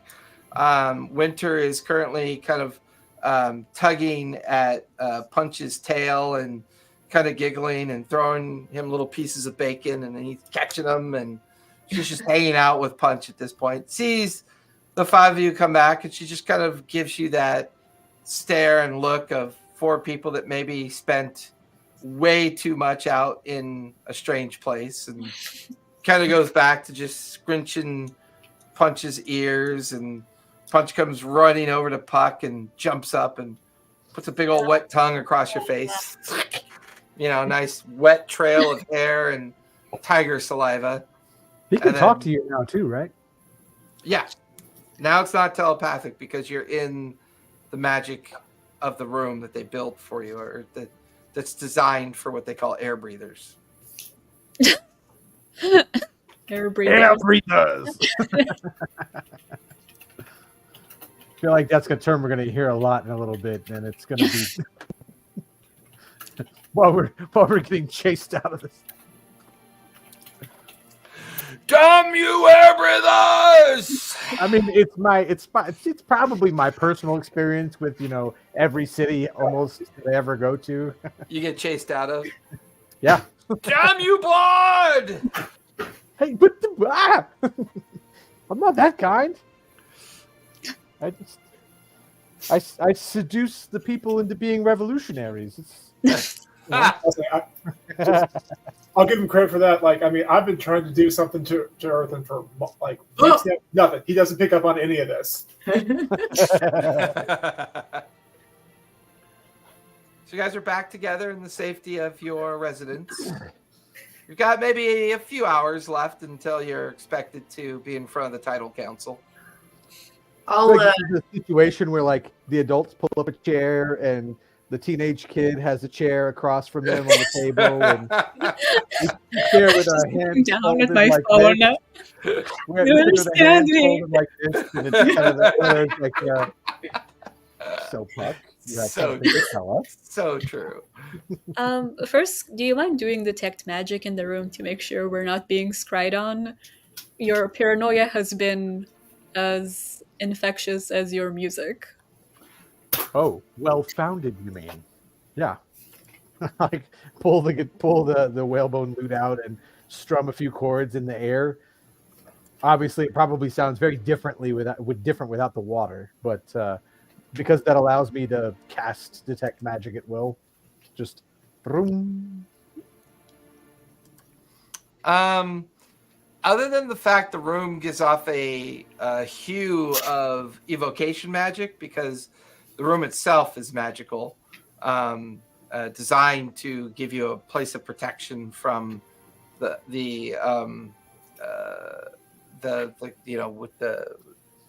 barrier and everything. You look around, and other than what you see on people and your friends and Winter, and no sign of any other. Nothing that looks like it's scrying or any sign of other magic that's in here. Outside of the magic to keep the room air and not water, I'm not picking up any. I mean, and our stuff, obviously, I'm not picking up anything else. pop Well- up the dome. No, It's no, actually- don't waste your spell slots. It's fine. Point of order. Uh, Question: Would her weapon ting? I haven't used it yet. We haven't. I know, but I used detect magic, so I don't know. I'm just asking DM if that would pop like with that.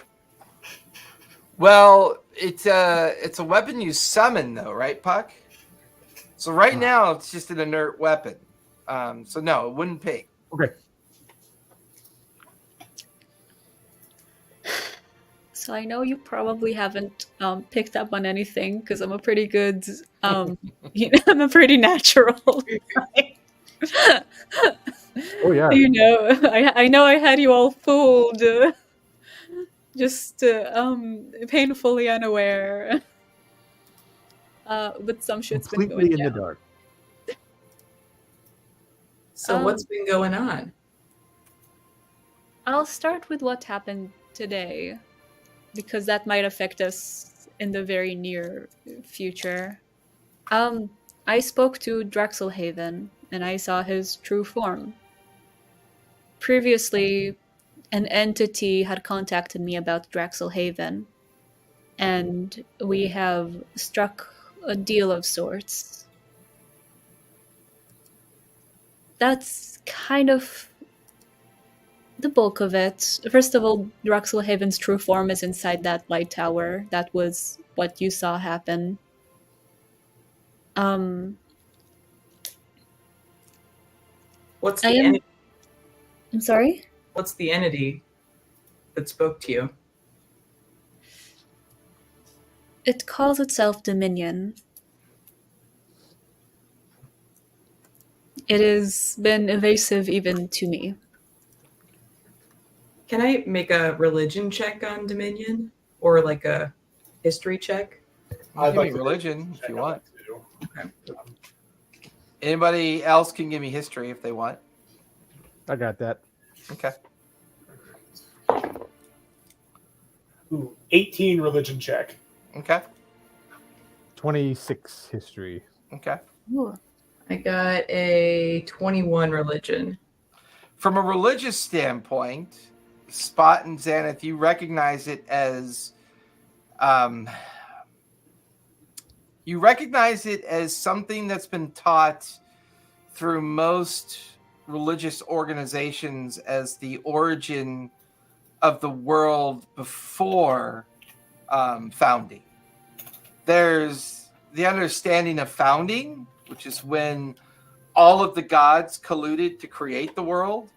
But then the Titans came into existence and the gods combined their power to defeat the Titans and then complete the period of founding.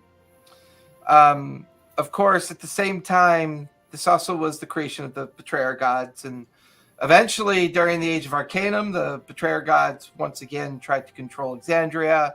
And the Age of Arcanum came to an end, and the gods put the Betrayer gods into prison and fled Exandria and hid behind the Celestial Gate, giving Exandria the protection and back to the free peoples of Exandria, allowing them to make their own destiny. That's what we call post-divergence or divergence. You guys are now in the period of time called post-Vecna, PC, PV, post-Vecna. There's a new calendar in regards to when Vecna was defeated, and it's considered a new golden age of unity and, you know, people trying to work together to not allow something like that to ever happen again. So you have founding, you have Arcanum, you have Divergence, and then you have post-Vecna. Before founding, a lot of the religious foundations believe that there used to be only ever one entity, and they called it the creator entity or the dominion entity. And this entity is said to have given life and is said to be the birth and creator of gods. It's been a very kind of like easy way to explain how gods came into existence, and it's kind of used that way. There's not a whole lot of written proof or relic proof over it, but there are rumors that Vasselheim keeps ancient vaults that they don't allow anyone into, and therefore there's always been this underlying kind of controversy around if Dominion never existed, why are there things that organizations don't want to share, don't want people to see or interact with. From a historical perspective, Earth and Dominion is a folklore from your understanding of history. Dominion is what you tell your kids if they don't go to bed. You know, if you don't know where it came from, you blame it on Dominion. There's lots of hyperbole and lots of stories and lots of,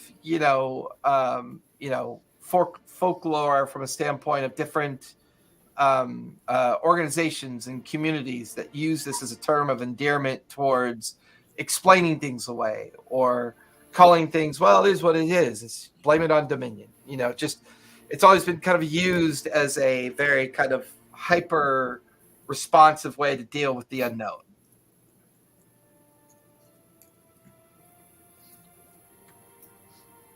The Dominion, like, hey, brush your teeth before you go to bed, or Dominion's gonna rot them out. Like the creator of the gods, Dominion? It's what it calls itself. Obviously, my understanding of anything celestial is limited, and I think it knows that. What is it? I'm sorry. Sorry. What does it want? Its goal appears to be reunited with its son, which is Draxelhaven, which has undergone some type of transformation. I would say I myself do not know the extent of its goals. I know there are elements, for example, and I summon the weapon. I know that if I kill anybody with this thing, their soul goes to Dominion. I don't necessarily know what that means, but it sounds bad. I know our paths converge for now, and I know it has a lot of information, and that it is also interested in seeing through the veil. It seems like our point of connection is that I am curious and it is knowledgeable. But I am trying to be mindful of not using this in the wrong way. And so I apologize for not being more forthcoming in the beginning, but I was just really not sure what was connected to it and what might happen if I am too cavalier with it. What does it need you for? I mean, It needs a body to cross the veil. it needs a body and it needs to cross the veil. And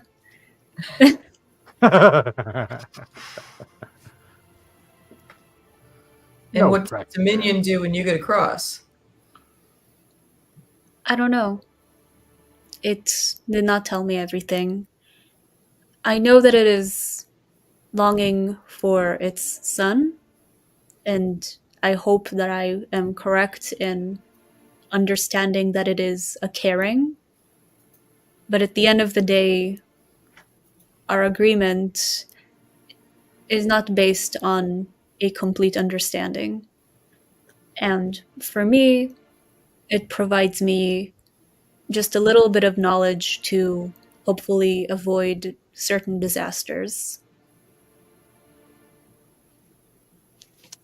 I asked for the power to protect people. I don't know if this is what it has given me, but I hope that it has. So when you say you kill something and their soul goes to Dominion, you mentioned when you were killed, you wound up somewhere crazy with a voice talking to you, right? Yeah, I assume I would be condemning something or someone to the same fate. It is not a fun fate.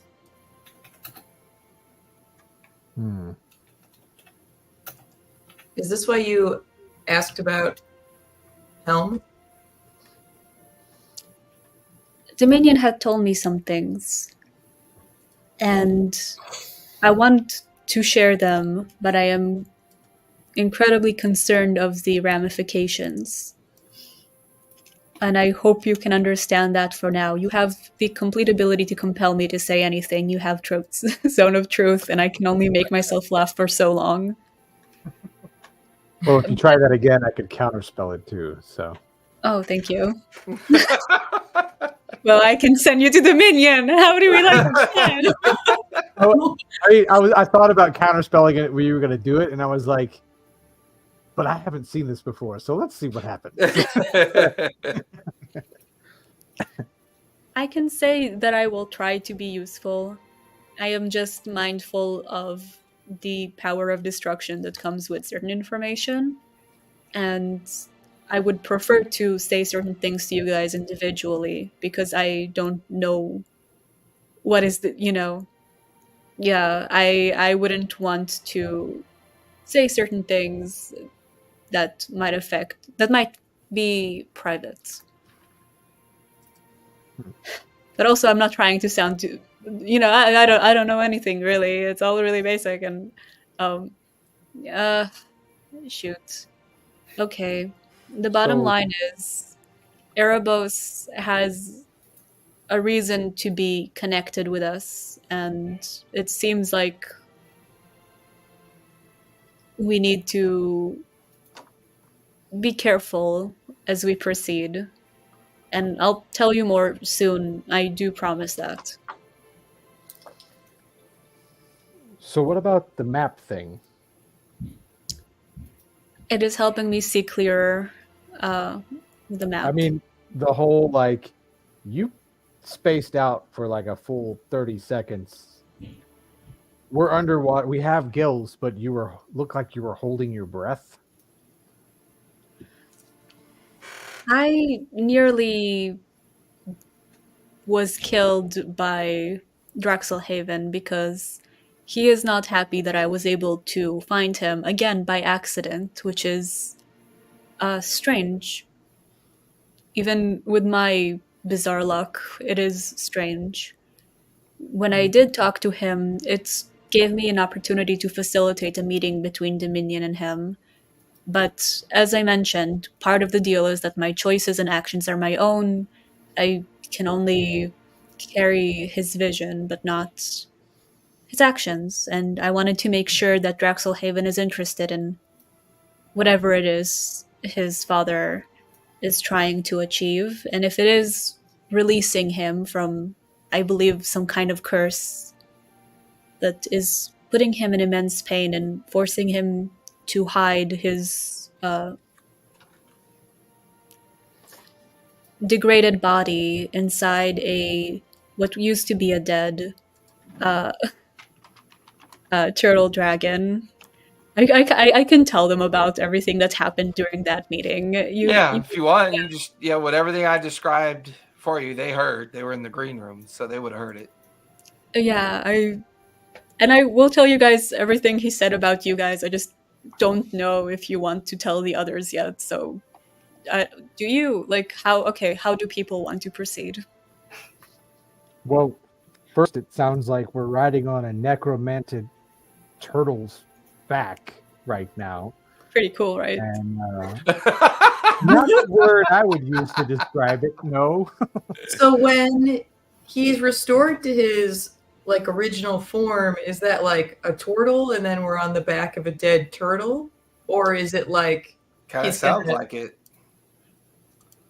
It sounds like the entity Draxel Grix is somehow linked to Dominion based on Puck's description. And many millennia ago, Draxel Grix found this ancient dead turtle dragon, attached itself to it, and spent a millennia recovering from something. Although it didn't really tell Puck much about that level of detail. Do you tell them about your interaction with it and Dominion in the eyes of the child and all that? Or do you keep it kind of like superfluous, like you interacted with Dominion, it told you, or you interacted with Draxel Grix, it told you its story, and then you're just retelling that portion of the story? I can tell about the eyes of the child and all that. I'm just trying to avoid the part where they said that Spot would create some kind of disaster because of their chaotic nature. Xanath is the daughter of a god, and Earthen's family and situation. This we can do privately, deal with your own chaotic whatever. Yeah, from your perspective, Xanath, it feels like she's describing something that's well over 1,000 years old, discovering the remains of this ancient dragon turtle, and then using it as a host, as a vessel for them to contain themselves in, and they use it to travel Lucidian Sea. It's kind of making sense why that one particular priestess of the Title Council is trying to figure out how to communicate with Draxel Grix. You get the feeling that maybe they've been trying for a long time and haven't had any success. And now somebody has let slip about some device in the Shadowfell that may have the ability to do this. This feels manipulative, like somebody has set things in motion for another purpose, is what it feels like. And that person has yet to be fully either understood or fully connected to this plot, this plan. I wonder if they actually need this beacon to contact Draxelgrix, or if they're trying to talk to someone else. Well, now I really want to break into that chamber. That chamber where the god is in? Mm-hmm. I would not recommend that. Why not?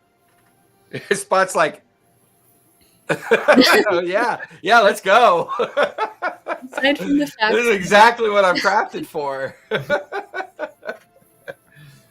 I feel like I've established a line of trust with this being over a period of time, and I'm concerned with the fact that it would be against what it wants, and that it seems like it would be very vulnerable for it. I also do not want to make an enemy out of it. I believe that it is not something that means ill and something that's in a lot of pain, and it would go against, I think, all of our natures to hurt it. And also it could kill us. I didn't say I wanted to hurt it, but also it animated a giant dead dragon turtle. And Or it's of a currently gargantuan animating. You Right, actually, giant was a but you also get the feeling that the size of this thing that the Draxelhaven exists on has probably been manipulated by its own magic and sense of creative magic as well. That it's kind of anamorphed what was once a traditional ancient dragon turtle that was of a certain size, and has been forcing it to get bigger and bigger until it attracted the merfolk people to it. And now, all of it feels like this thing is hiding from something. There's a whole civilization on the back of this vessel that it hides from, it hides inside of. And Puck seems to have a direct line to it at this point. I just want to be respectful of it for now. And I don't think it is something that we need to fight against. I think it can be helpful to us, and in the extreme chaos that has been the past few weeks and all the strange entities that have come into light, this one might be one that is not against us. What about Dominion? I don't know.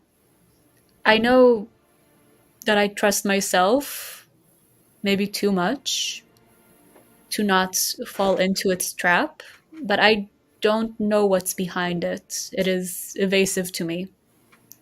Do you think you have its eyes on your back? How do you mean? I carry Helm around with me. Do you carry Dominion? Yeah, no, he's probably listening to us right now. If you have something to say directly, you can look to the camera. Just looking direct into your eyes. I mean, if you guys have questions that are better than mine, I can try and connect with it at some point. I did not get the sense that it is... I got the sense that it is aware of what is happening within the worlds and the way certain rifts have been happening. And that it has its own agenda, but for now I would be cautious. And it seems like we're entering a playing field full of things that are bigger than us, and having something on our side in addition to Helm might not be the worst idea. Although I know Earthen hates it. So as this then, conversation continues into the early hours of the evening, eventually Sibo comes into the chamber. Well, it's that time. Shall we go meet the title council? And that's where we're going to finish tonight, as that 3 hours went by fast. It did. All right, you guys linger so we can talk about the schedule. We've only got 2 more Sundays left in 2023 before we take the long break of the holidays. That would We put will us see. at 52 sessions on the nose. We're 50 today. Yeah, Whoa. we'll be 52 over the next 2 sessions. That's true. All right, everyone, thanks for joining and hanging out. As always, be safe, be kind. Don't forget to play a game. We'll see you guys next week. Good night, everybody. Bye. Bye. One of these days, I got, just it takes one button. Just one button.